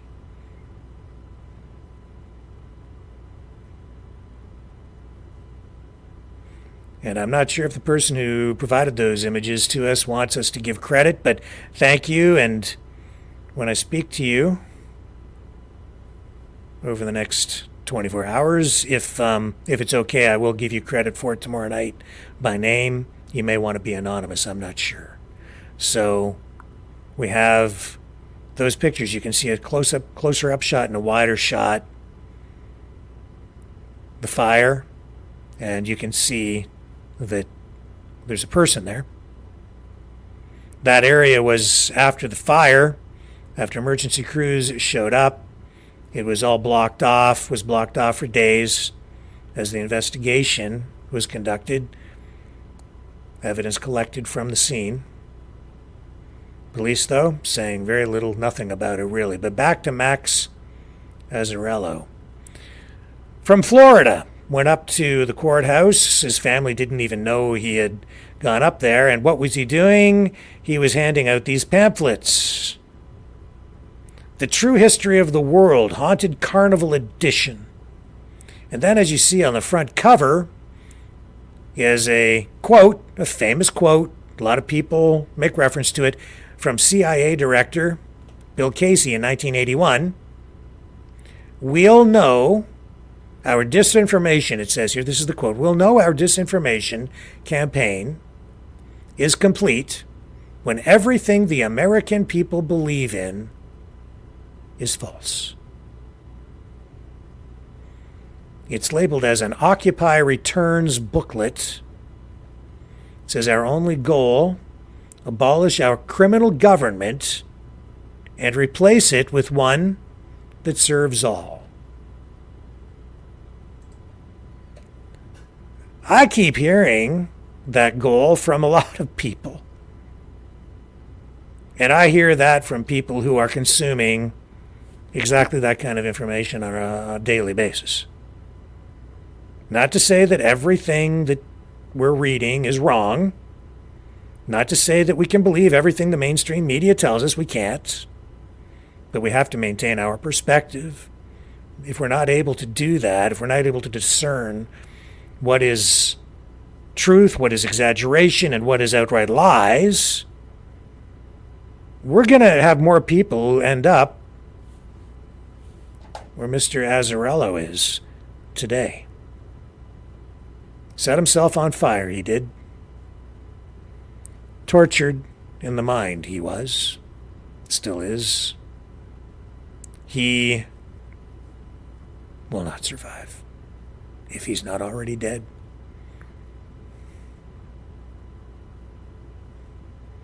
Another waste. But this was not something that happened overnight. This was the result of, in my view, a steady IV mental drip over time that did more than twist the mind. It tortured his mind. And you can see evidence of that online through his writings. You can see it in his online posts. What did he want to do? He wants a revolution in response to what he views as a completely corrupt government, a government that has left him with nothing to lose. In his words. I have his writings. I have that pamphlet. I also have the last thing that he wrote before setting himself ablaze. I have it all. I'm going to share it with you when we come back after this. Don't go away.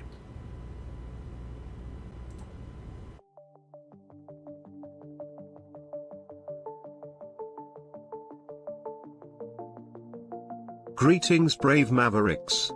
Our quest for truth continues. We go beyond fake news. Together we expose propaganda. Together we pull others out of rabbit holes. We are maverick thinkers. We are all unique individuals. Defenders of individual rights and freedoms. Credible. Trusted. Grounded in reality. Maverick News. Maverick News. Defending free speech. Free speech.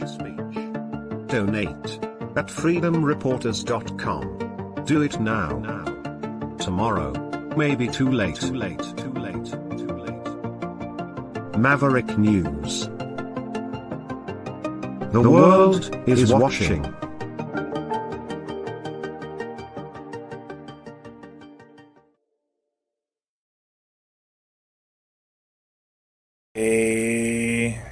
We're back, and Mr. Azzarello does want a revolution, did want a revolution. Let me show you. Here he is. You don't believe me? Well, let me... Sorry about the language. This is graphic content. This is what he recently posted on Twitter. Start a fucking revolution. Start a fucking revolution. Start a fucking revolution. You've got nothing to lose.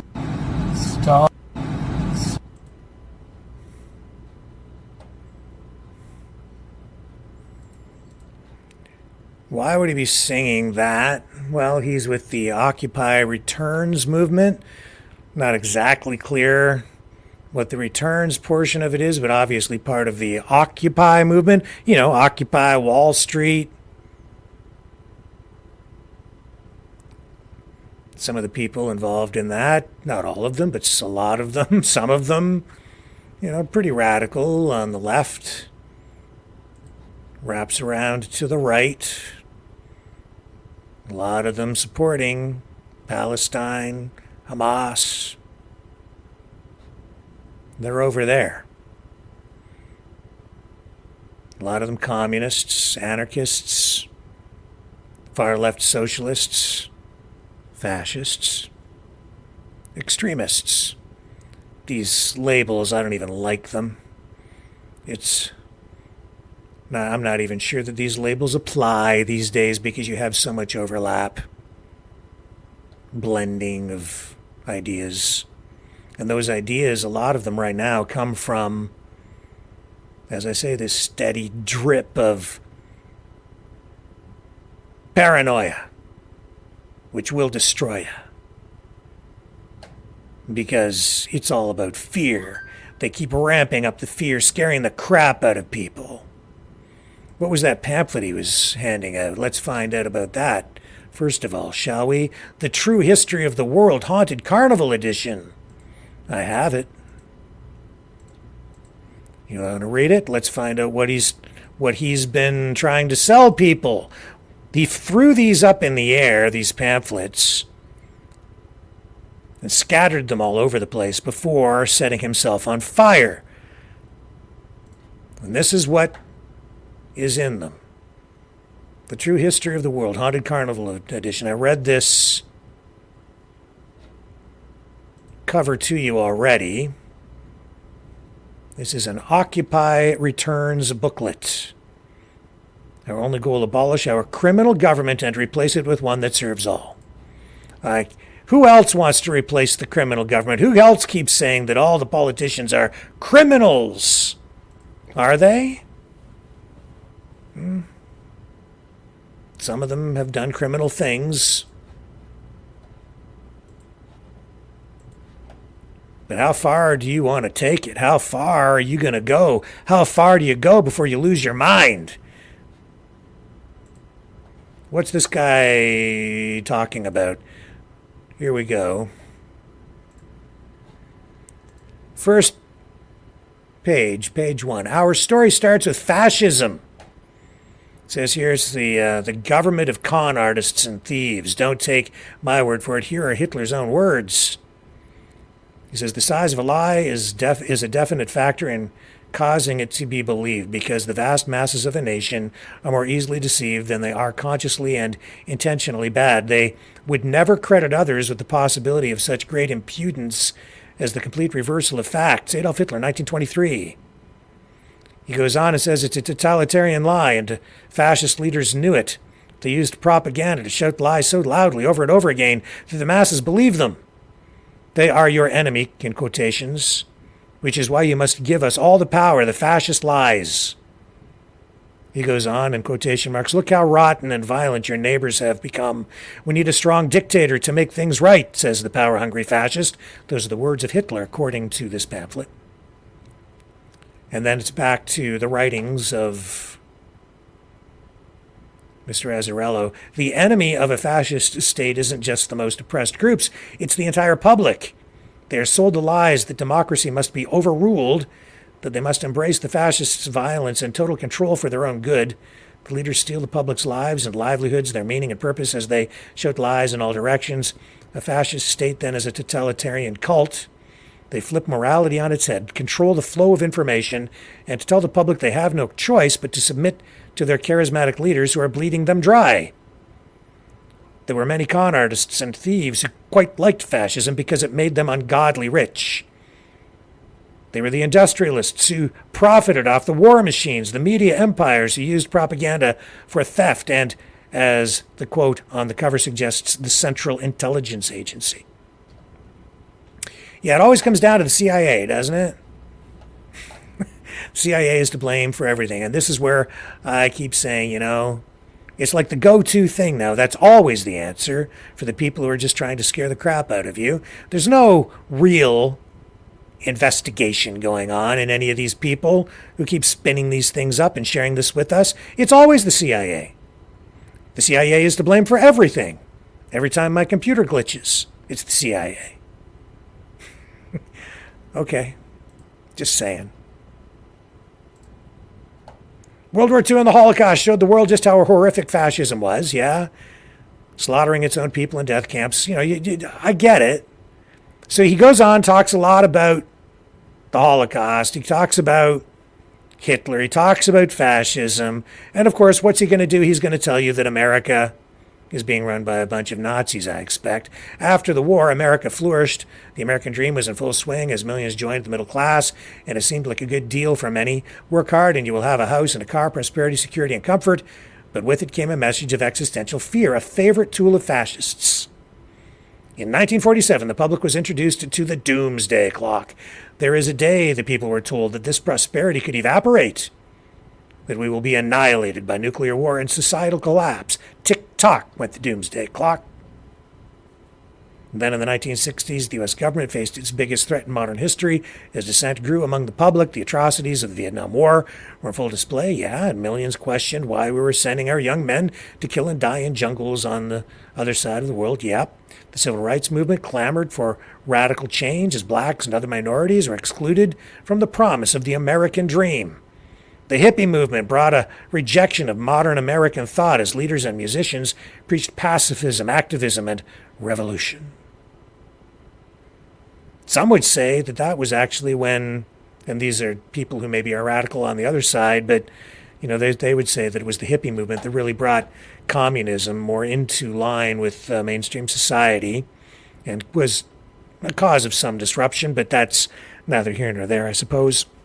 The government assassinated leaders, but they knew that wouldn't be enough. They couldn't just kill people. They needed to kill ideas. To stop the threat of a united public, they turned to the fascists' greatest weapon, propaganda, which I would say this booklet is as well, and I would say that this man has also been a victim of not just propaganda, but information warfare. As they ravaged the counterculture movements with drugs, yeah, they formed and popularized bands of their own to quell dissent. There was the Grateful Dead, as Jerry Garcia said. We're not thinking about any kind of struggles. This is a quote from Garcia. We're not thinking about revolution or war or any of that. Stop with all this radical thought and enjoy the ride, they insisted. There were the Doors. Jim Morrison's father was an admiral in the Gulf of Tonkin incident. They kicked off the Vietnam War. We've talked about that here. And now his son preached alienation and hopelessness with songs like People Are Strange and The End. There were the Beatles, who scoffed at revolution, told us to fear the taxman, and that happiness is a warm gun. As the public cheered, they had no idea that the purpose of all this was not to entertain, but to slowly steer them away from hope and activism and towards something much more sinister. Meanwhile, the U.S. government engaged in a brutal act of psychological terror, the Manson family murders. The message to the public was loud and clear. Lock your doors. The peace and love era is over. Hippies are deranged, murderous psychopaths. But the media never told the public that the Manson case was crawling with CIA operatives and cover-ups, that it was all their government's doing. Ah, here we go. It's all the Steve and Manson's, the CIA.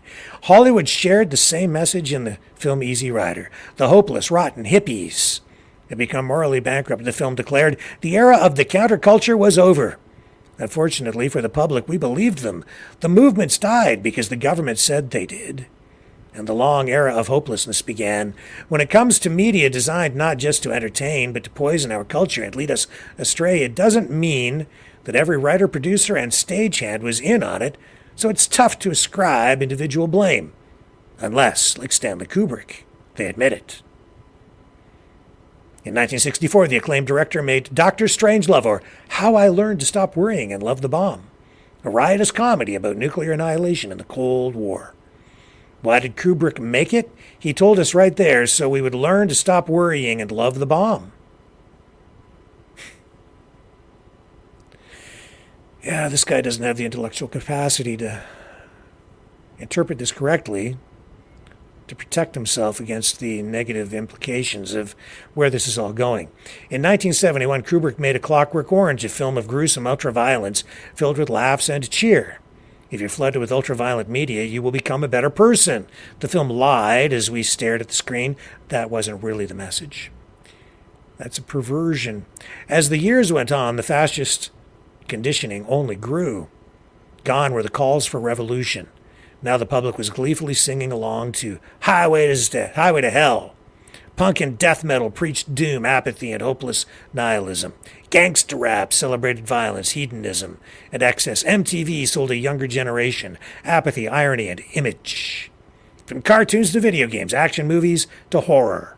The public was dazzled with violence in all directions. Mobsters and anti-heroes flooded the big screen.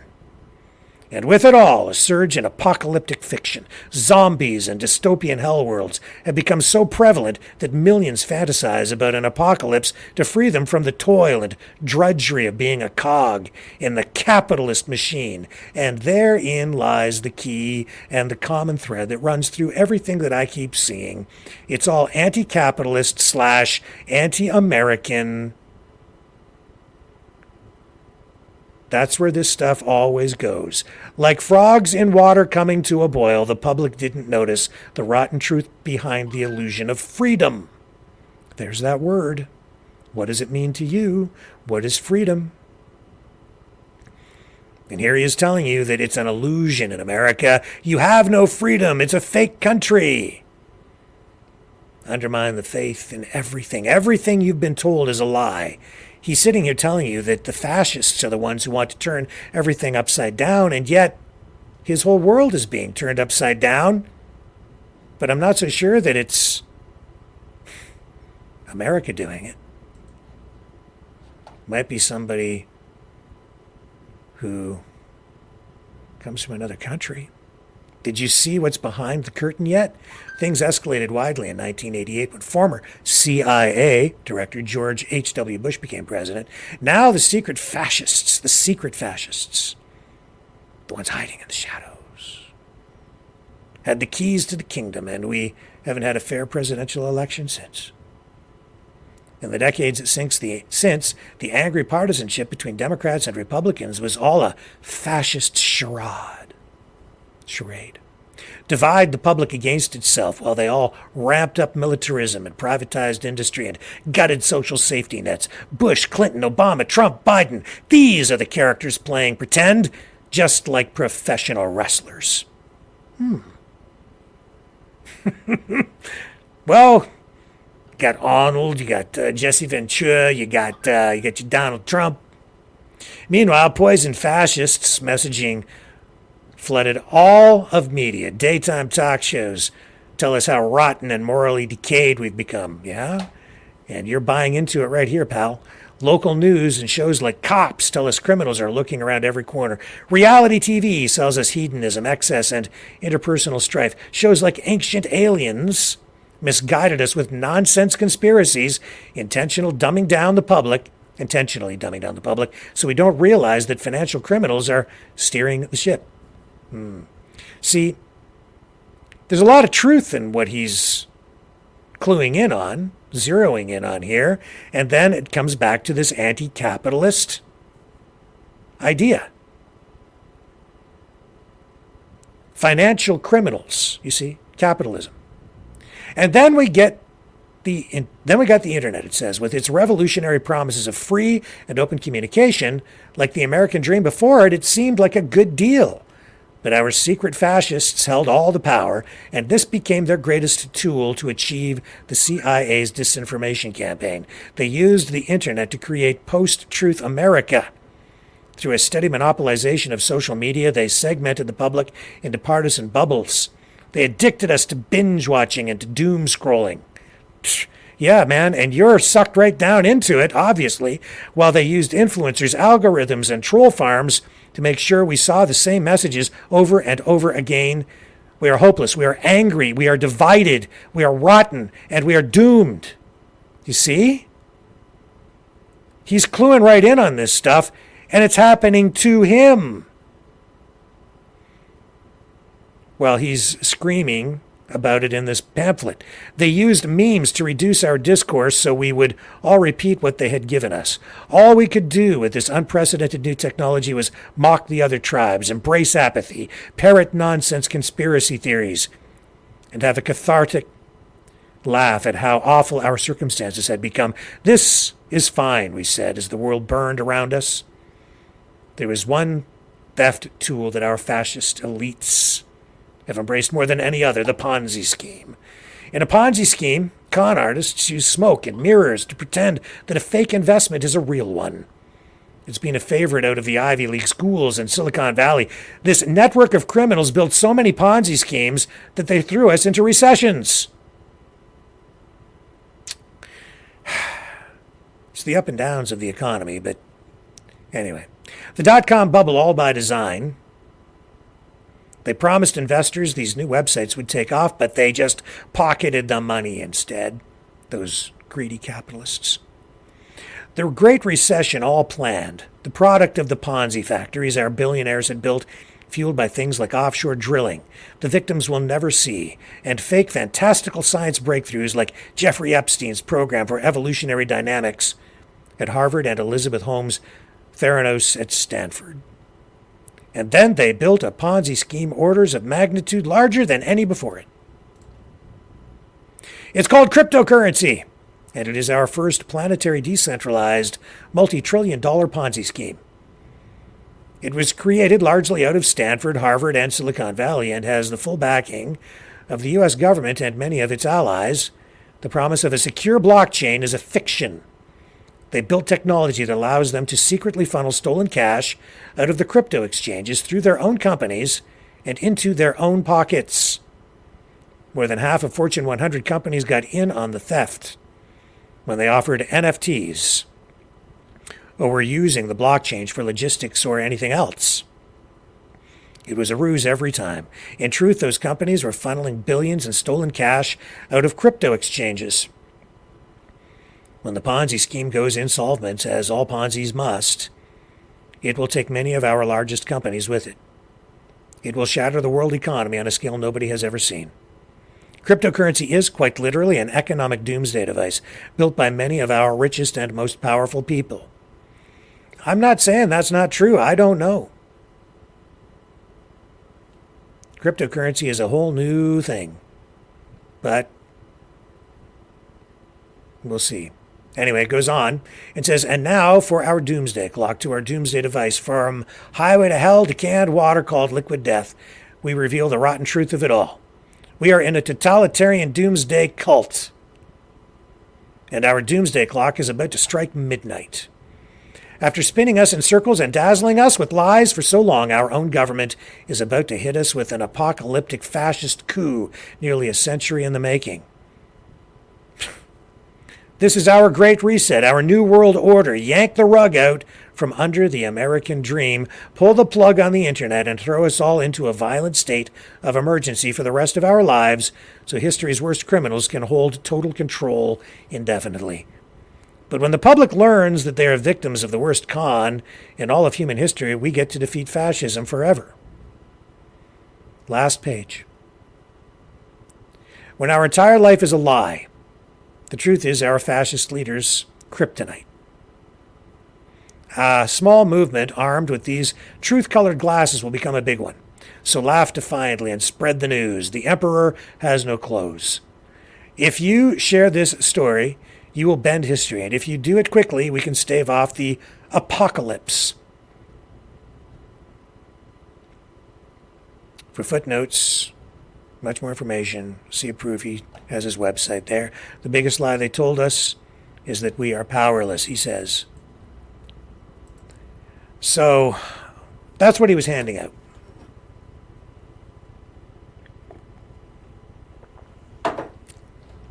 And he wrote more. He has the last thing he wrote on that website, I have it. And isn't it strange that for someone who is telling you that you have power and that there can be hope, he didn't have enough hope to live.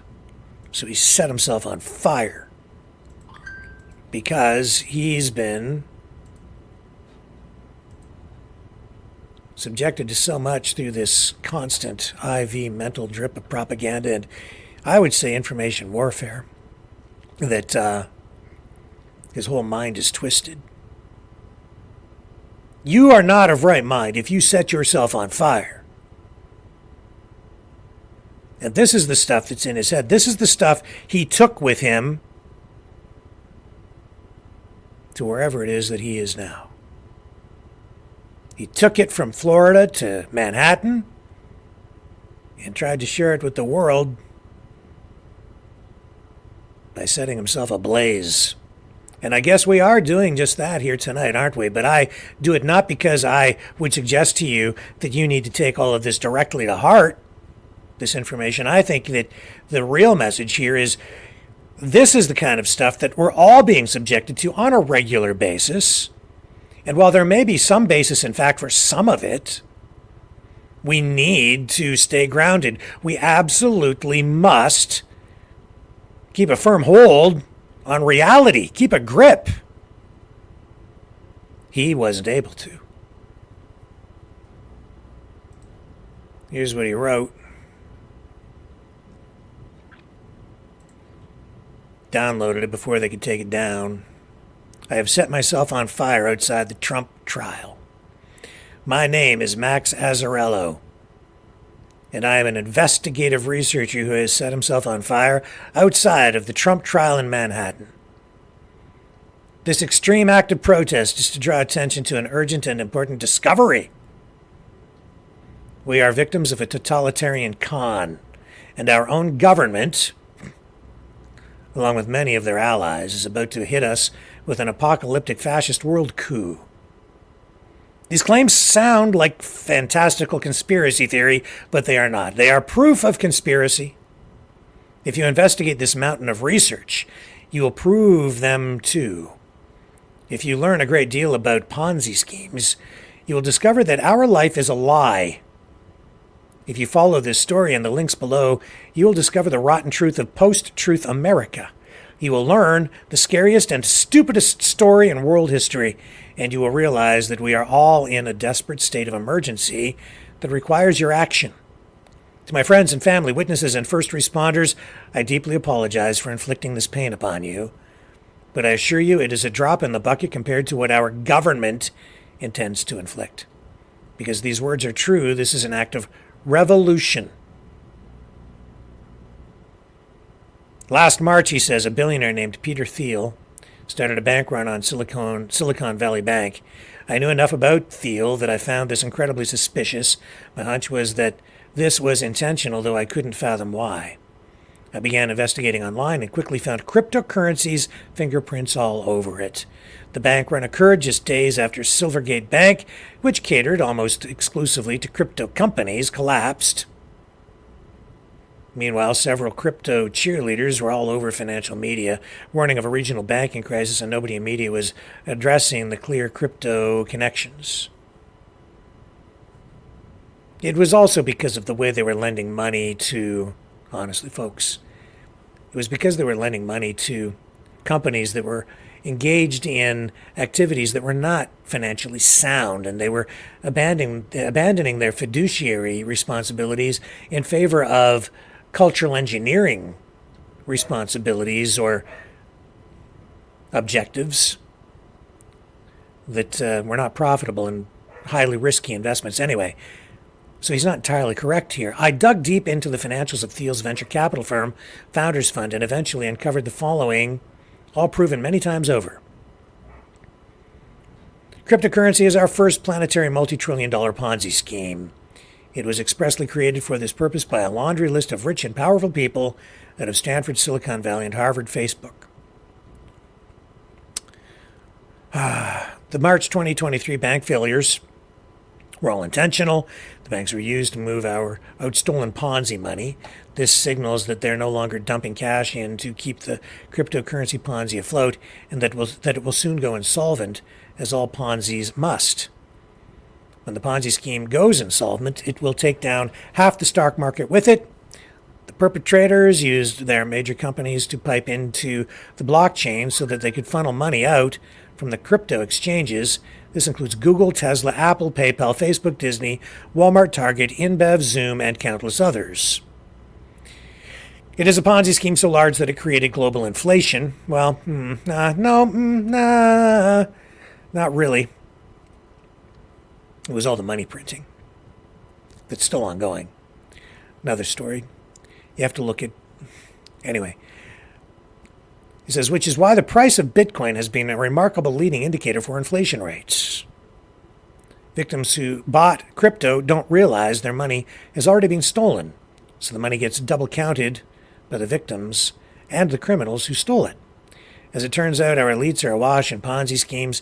Stanford's StartX.com investment fund and Jeffrey Epstein's program for evolutionary dynamics he ran at Harvard are both fake science Ponzi factories that these schools have invested billions in.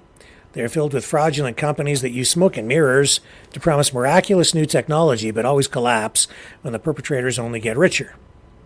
Funneling trillions of dollars and stolen... Okay, so I can keep reading this, but I get it. He goes on about this, and, I can understand that cryptocurrency is entirely volatile. It has the potential to go to a value of zero. People could lose every penny that they put in. I get it. That's why you should not invest more in Bitcoin or any cryptocurrency than you're prepared to lose in totality, because it is highly volatile, and it is a new concept, a new technology, a new kind of currency that has only been around for about, 10 years? But is this something you set yourself on fire for? Ponzi schemes are vicious beasts, it says, and cryptocurrency is history's largest Ponzi by orders of magnitude. It could be described as an economic doomsday device intentionally made to shatter the world economy. It goes on here, to better understand our form of government, I'll point you to one of the most astonishing pieces of standalone evidence I found. Arkansas Governor Bill Clinton's 1988 DNC speech, where he nominated Mike Dukakis for president against George H.W. Bush. The speech is a vile, mean-spirited roast of Dukakis that makes no sense whatsoever. For Clinton to ruthlessly attack a member of his own party should have been political suicide, and he repeatedly mocks Dukakis' noble and earnest qualities. La la la la. Notably, actor Rob Lowe, who was supporting Dukakis, was victim of a teen sex blackmail operation at the DNC that year. Since we know Clinton is a close associate with teen sex blackmail artist Jeffrey Epstein, we can... all Epstein stuff, okay? I know that gets people so emotional too. We can suddenly make perfect sense of this nonsensical speech by applying this lens. Bill Clinton is a cocky mob boss who blackmailed Mike Dukakis because Dukakis thought his job was to help the public. He teases out the future public revelation that Kitty Dukakis drank rubbing alcohol and offers a strange anecdote about the crack epidemic that reveals he is an exceedingly proud drug runner. Yeah. You don't set yourself on fire over this stuff. Keep it in perspective. Keep a grip. There's truth here. There's some exaggeration. And there is just, why would you set yourself on fire over this? Because of the steady psychological drip. It leaves people feeling hopeless and in despair, like they can't do anything. Like there's no way out.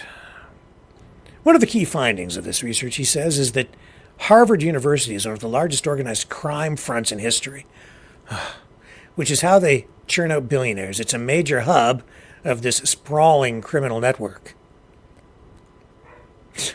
As it turns out, dozens of the writers of The Simpsons went to Harvard. So I asked myself the question, if The Simpsons served the interests of organized crime, how would it do so? Well, it offers a dysfunctional family suffering from moral decay, a community incapable of solving its problems, a worker drone who slaves away for an evil billionaire, and cathartic laughs for our poor collective circumstances. This is all... Oh, man. This is so sad. It's all this same stuff that people. This is Alex Jones on steroids. This is. But it's also anti-capitalist, anti-American. Your government is out to get you. You've got CIA agents around every corner. The JFK assassin, like, he didn't even talk about that, but it's just like, it's too much. This guy has all of these things in his head, like this predictive programming. It's all a conspiracy. Every damn thing. And if you take it to heart, it will drive you crazy. It will drive you absolutely bonkers, as we are seeing here. Let me just skim over this. When we piece it all together, he says, we understand the truth. We are in a totalitarian doomsday cult. Why on earth, he says, would our elites do this? There are many reasons, but the simplest is because capitalism is unsustainable, and they knew it. Climate change and resource extraction would catch up eventually, so they never intended to sustain it. They knew all along that they would gobble up all the wealth they could and then yank the rug out from under us so they could pivot to a hellish fascist dystopia. You see, this is, I'm just going to come out and say it. This is socialist Marxist ideology, anti-capitalism, anti-American.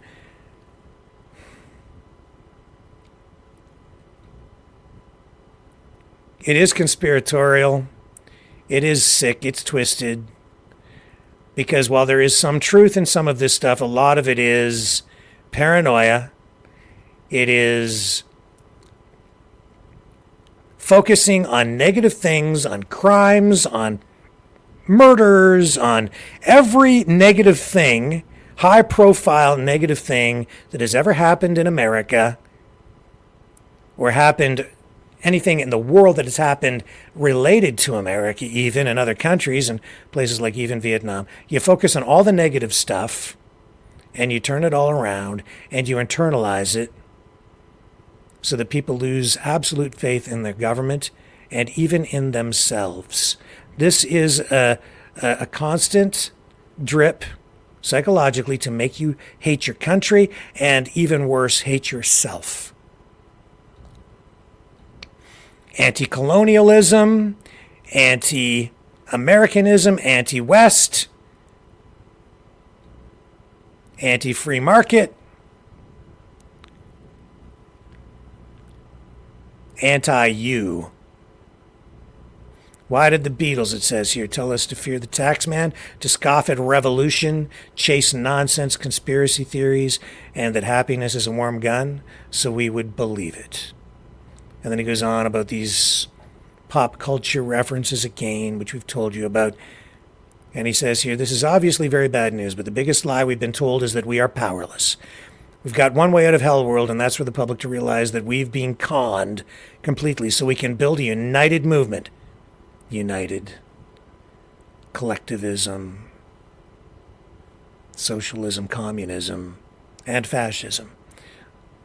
These are the extreme forms of those movements, I would say, based on that they were looking at through this lens. It's cloaked in here, but that's the thread that runs through this. And then you couple that with paranoia, and you get this radicalized extremist reaction where this person has done something horrific to themselves. To himself. To understand this story, well, here, let me just finish this. He says, for the public to realize that we've been conned completely so we can build a united movement that shatters every lie they've told us, mocks this rotten farce as loudly as it deserves, and aims at nothing short of abolishing our criminal government so we can build one that serves the public. See, they're criminals. It's not even a real government. They're all just a bunch of criminals. It's a common theme.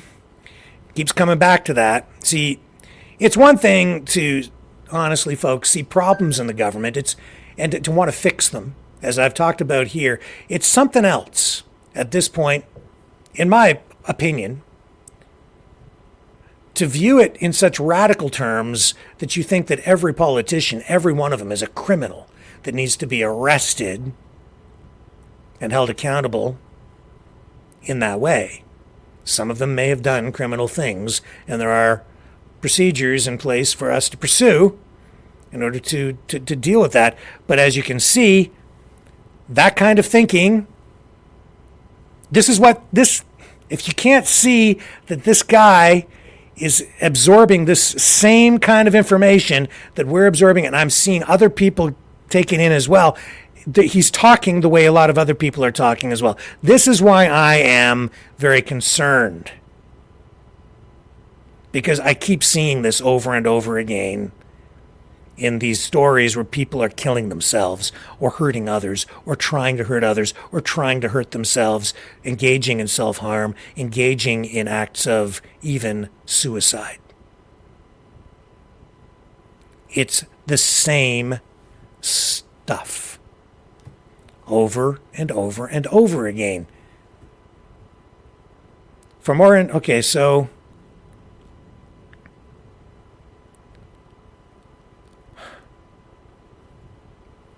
to understand the story is to see right through the con, to become immune to the endless sea of criminal propaganda, and to feel the great joy and power that comes with freedom. There's that word again. But what does he even mean, like freedom? I've seen a lot of communist revolutionaries over the years use the word freedom. I've seen Nazis use freedom. I've seen people, conservatives, liberals, everybody uses that word. He says, if a small number of people quickly put on these truth-colored glasses, we are in for an unimaginably bright future. If not, we get an apocalypse. That's, one extreme or the other.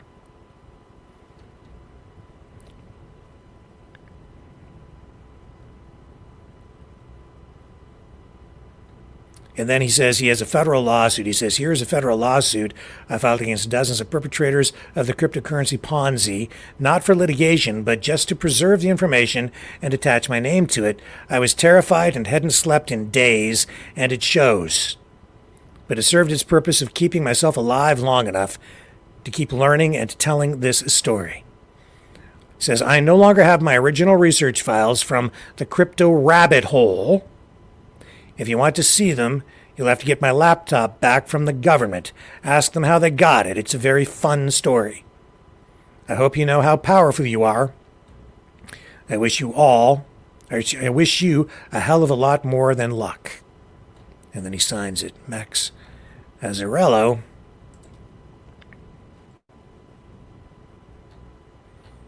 And this link does take you to a website for the New York Southern District Court.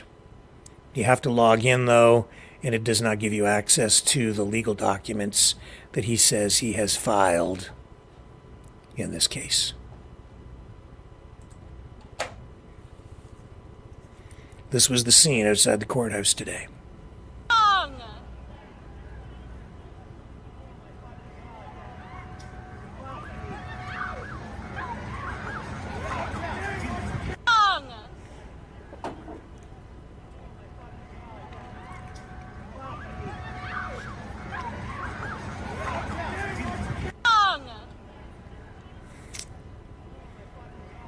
Looping here, but we'll move on.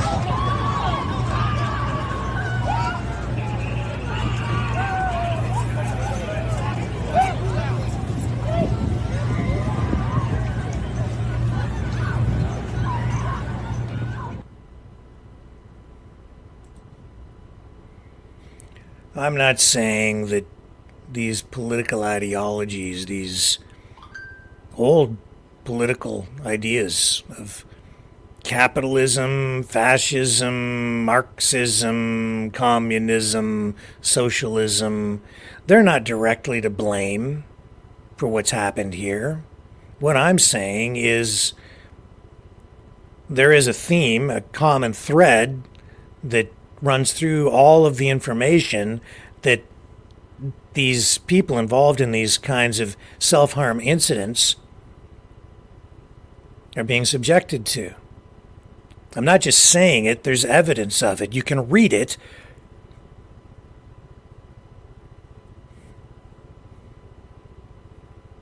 Even with the young man who decapitated his father, when I downloaded his books and I read the books. This information, it's all in there. Same stuff. I know that probably all of us, I think everybody here, I'm not even looking in the chat right now, I'm afraid to, honestly, but I know you're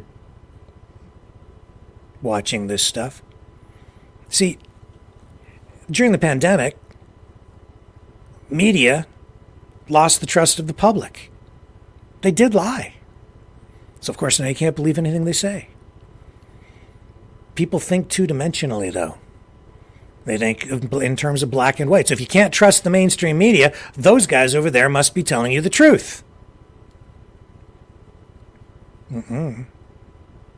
Not that simple. Not everything the mainstream media tells you is a lie. Some of it is. Some of it is propaganda. Some of it is generated by government. Every government does that. Doesn't mean that your government's more evil than any of the other governments. You have to keep a grip. You have to keep perspective. The problem is people don't really understand how a lot of this stuff works, and you're being subjected to massive amounts of information. We're suffering from information overload today. And when you have no trust of mainstream media anymore, which has always been a cornerstone of democracy, there goes one of the pillars that props up our society. It's collapsing, it's crumbling, it's gone. People, doesn't matter what they say, people won't even watch them anymore. But it does not mean that the people over here who are independent are giving you the right information either. And when they're getting banned on social media, sometimes maybe it's not justified, maybe sometimes it is. Because maybe some of the stuff that they're telling you is a lie. I've caught independent people, independent media people lying. They've lost my trust. The same way a lot of my mainstream media former colleagues have lied, and so I don't trust them. A whole lot of lying going on out there. And there's some people involved in very malicious things, dangerous things. They're feeding you information to be disruptive. I've shown you intelligence documents to show it. I showed you just the other night secret documents from the Iranian government between military officials, generals, that were leaked, talking about doing exactly what I'm describing here tonight. Pushing an information narrative from Iran into the West to disrupt things. That's what they're doing. It isn't even that they are necessarily trying to get people to act in a particular political way. They're just trying to disrupt everything. They're trying to disrupt you, undermine your confidence in your government, make you hate everything. We've seen evidence of foreign governments coming in here, capturing our institutions, tearing down our history. That's not just our government doing that. You have to understand. They're blaming it all on our government. And they do have people within government that are corrupt, who are working on behalf of some of these foreign agents or foreign countries. So then it's easy to point and say, look, it's your own government doing it. No, it's a corrupt person, bureaucrat or politician, who's getting paid off in some way to act in a nefarious way, in a malicious way, to be disruptive and tear things down. And to have a negative impact on you. Or on Max Azzarello. Or any of these other people. And they're using sophisticated techniques to do it. And push people to the edge so that they're activated at a particular time. Where it's a build-up. So they're just triggered. And they go over the edge. And they do something radical. Like blow themselves up in an act of terrorism. Like, what kind of mindset do you need to go blow yourself up? And who does that?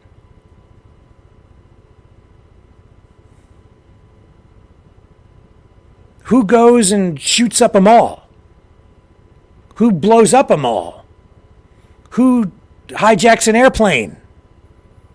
Who goes outside a courthouse when a former president is on trial and sets themselves on fire? And why would they do that? Because they've totally lost confidence, trust in the country, in the financial system, in every aspect of society. They don't even like themselves. They can't participate in it anymore, so they cannot be complicit.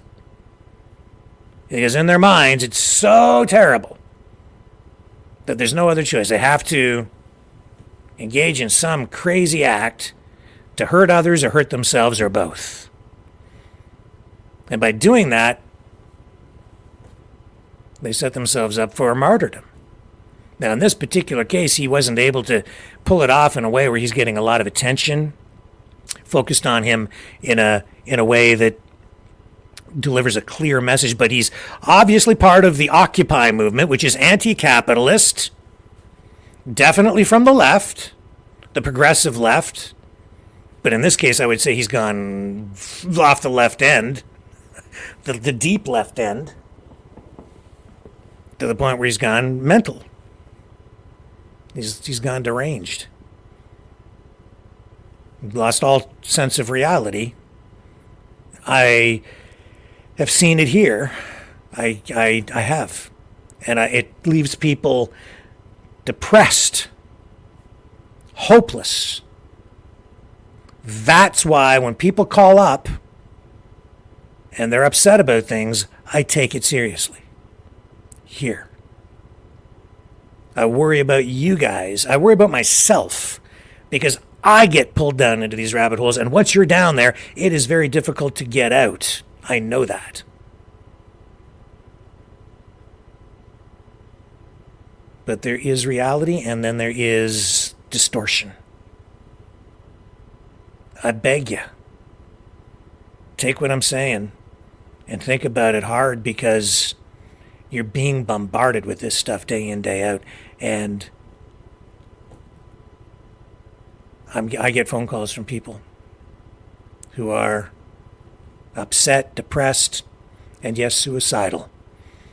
And isn't it unfortunate that our own government here in Canada is embracing this whole idea of ending it all with the MAID program, which I have, through my own personal experience with.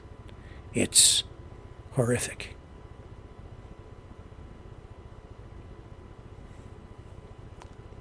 But please guys, it is not worth killing yourself over any of this. There are solutions. We will get out of this. We are just at war right now, and the first casualty of war is truth. I can't give you like an easy, clear path back to reality if you're already down in these rabbit holes. All I can do is maybe help give you another rung on the ladder to climb out a little further each night.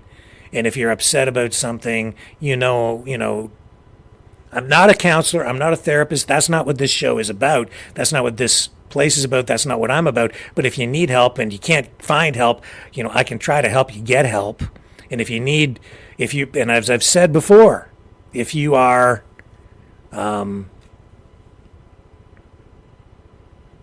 if you're on the edge and you want to do something radical, like hurt yourself or hurt somebody else, I'm just begging you, please take a deep breath. Don't do that. You got a whole family of people here. Every night. And you've got me. And we can try and help you get some help.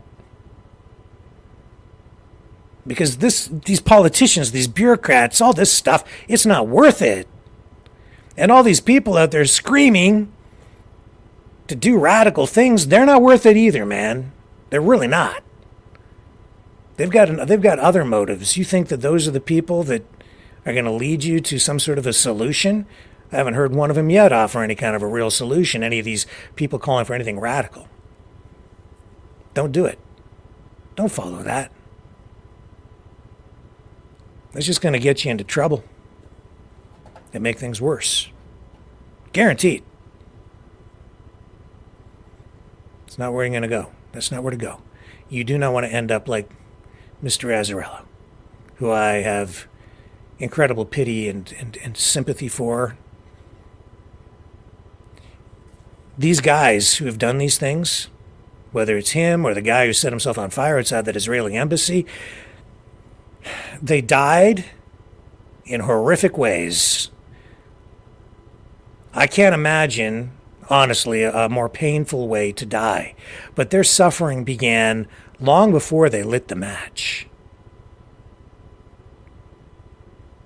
They've been tortured psychologically by very evil people.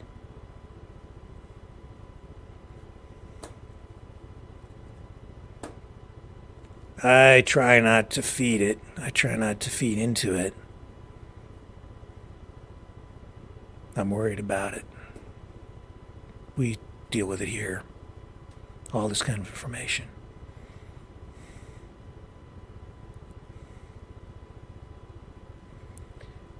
The New World Order, the World Health Organization, the World Economic Forum, cryptocurrency, central bank digital currencies, chemtrails, the jab, vaccines, chlorofluorocarbons, global warming, climate change, HARP, earthquakes, man-made climate change, natural climate change, sunspots, man-made earthquakes, bridges hit by ships that were really rigged with explosives, 9/11 inside job, JFK, CIA. Really? Prove it. Can't. Don't need to. Don't need to prove any of this stuff. Just sow seeds of doubt. Make everybody question. Cast doubt. Undermine confidence. Don't need to prove a thing. We'll never know the truth. You think Bill Casey, CIA, 1981, you think he was the only one with that idea?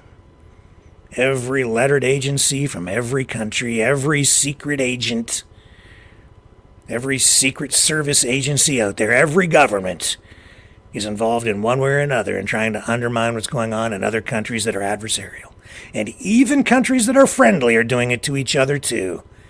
Mossad's doing it to the CIA, and the FBI is doing it to the CIA, and the CIA is doing it to the FSB, and the SBU. Britain's doing it to America. America's doing it to Canada. Canada's doing it to France. Even countries that are part of the Five Eyes, they're all doing it to each other. It's very incestuous. Everybody's just looking out for themselves and covering their butt, and they'll spin it up any way they need to and cause disruption over here or ally with somebody over there, and nobody trusts anybody because it's a world of paranoia fueled by hate that is amplified right now beyond levels that I ever thought I would ever see in my damn lifetime. Never did I think I would see people marching in the streets the way that I am seeing it right now. Never did I think we would get to a point where we are on the precipice of truly an apocalypse, a nuclear apocalypse.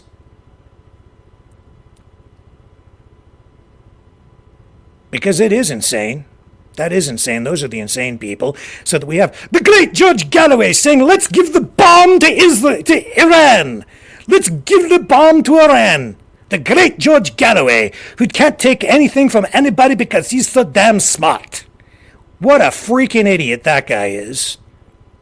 And what a bigot to boot. He disgusts me. Let's give the bomb to Iran? Let's not give the bomb to anybody else.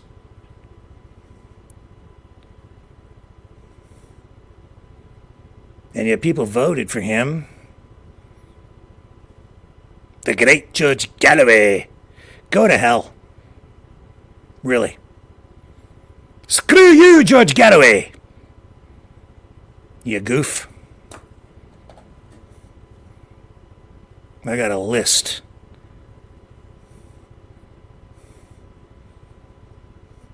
You know, I don't know if there's any room for me anymore in this media world. I don't know if there's any room for me in this world right now. It's a sad state of affairs because I just don't know where I fit in anymore. I'm not radicalized this way and I'm not radicalized that way. I just try to call it like I see it. I try to stay true to my values. I try to stay true to my ethics. I'm trying to stay true to my journalistic principles at a time when journalism appears to be dead. And all you're getting is radicalization and extremism and people polarized. You have to pick a team. And if you don't pick a team, you don't get any support. And that's where I'm at. I mean, I see why some people get sucked in, I watch some of these other streamers and they get huge numbers, but I see why. It's because they just push all the extreme buttons all the time, and they don't give a damn about you. They scare the crap out of people, exaggerate, lie. I could do it too. I ain't gonna do it.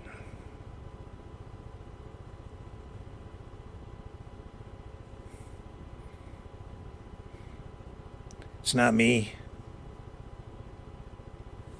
Look what's happened to this young man out in front of the Trump trial today. That's where that takes you. That's where it goes.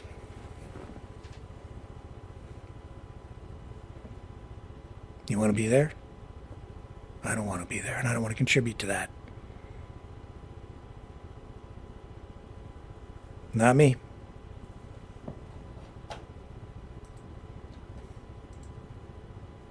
Not me.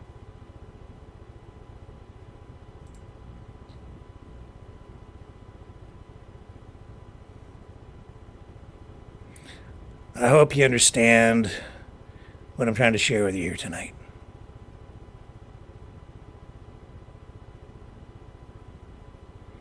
Because it's not just one guy. Not just some crazy guy out in front of the Trump trial. It's not just one guy out in front of the college in Red Deer. As much as people are trying to ignore him, ignore all these others, sweep it under the carpet because we just don't talk about suicides. It's time we did. It's sure as hell time to call out the people who idolize those who kill themselves and exploit them for political purposes. Or other reasons. Because if we don't, we're going to get more of it. And it's going to get worse. I feel like I'm alone.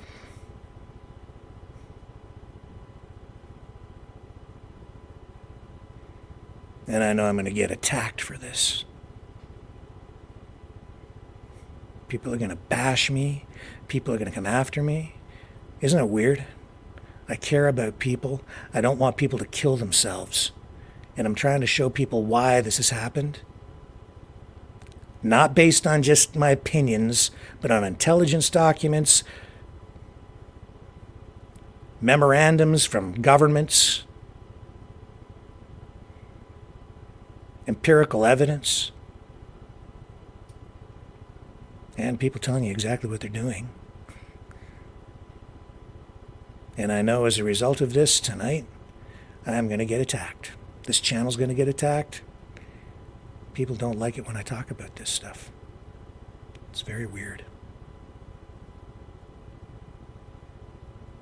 I'm going to keep on talking about it. I ain't going nowhere. I'll be back tomorrow night. I'm not going to look in the chat, and we're not going to go to the phones. I've said enough for one night. Thank you guys for spending your time here with me tonight. Stay strong. Stay real. Love you. Catch you on the flip side.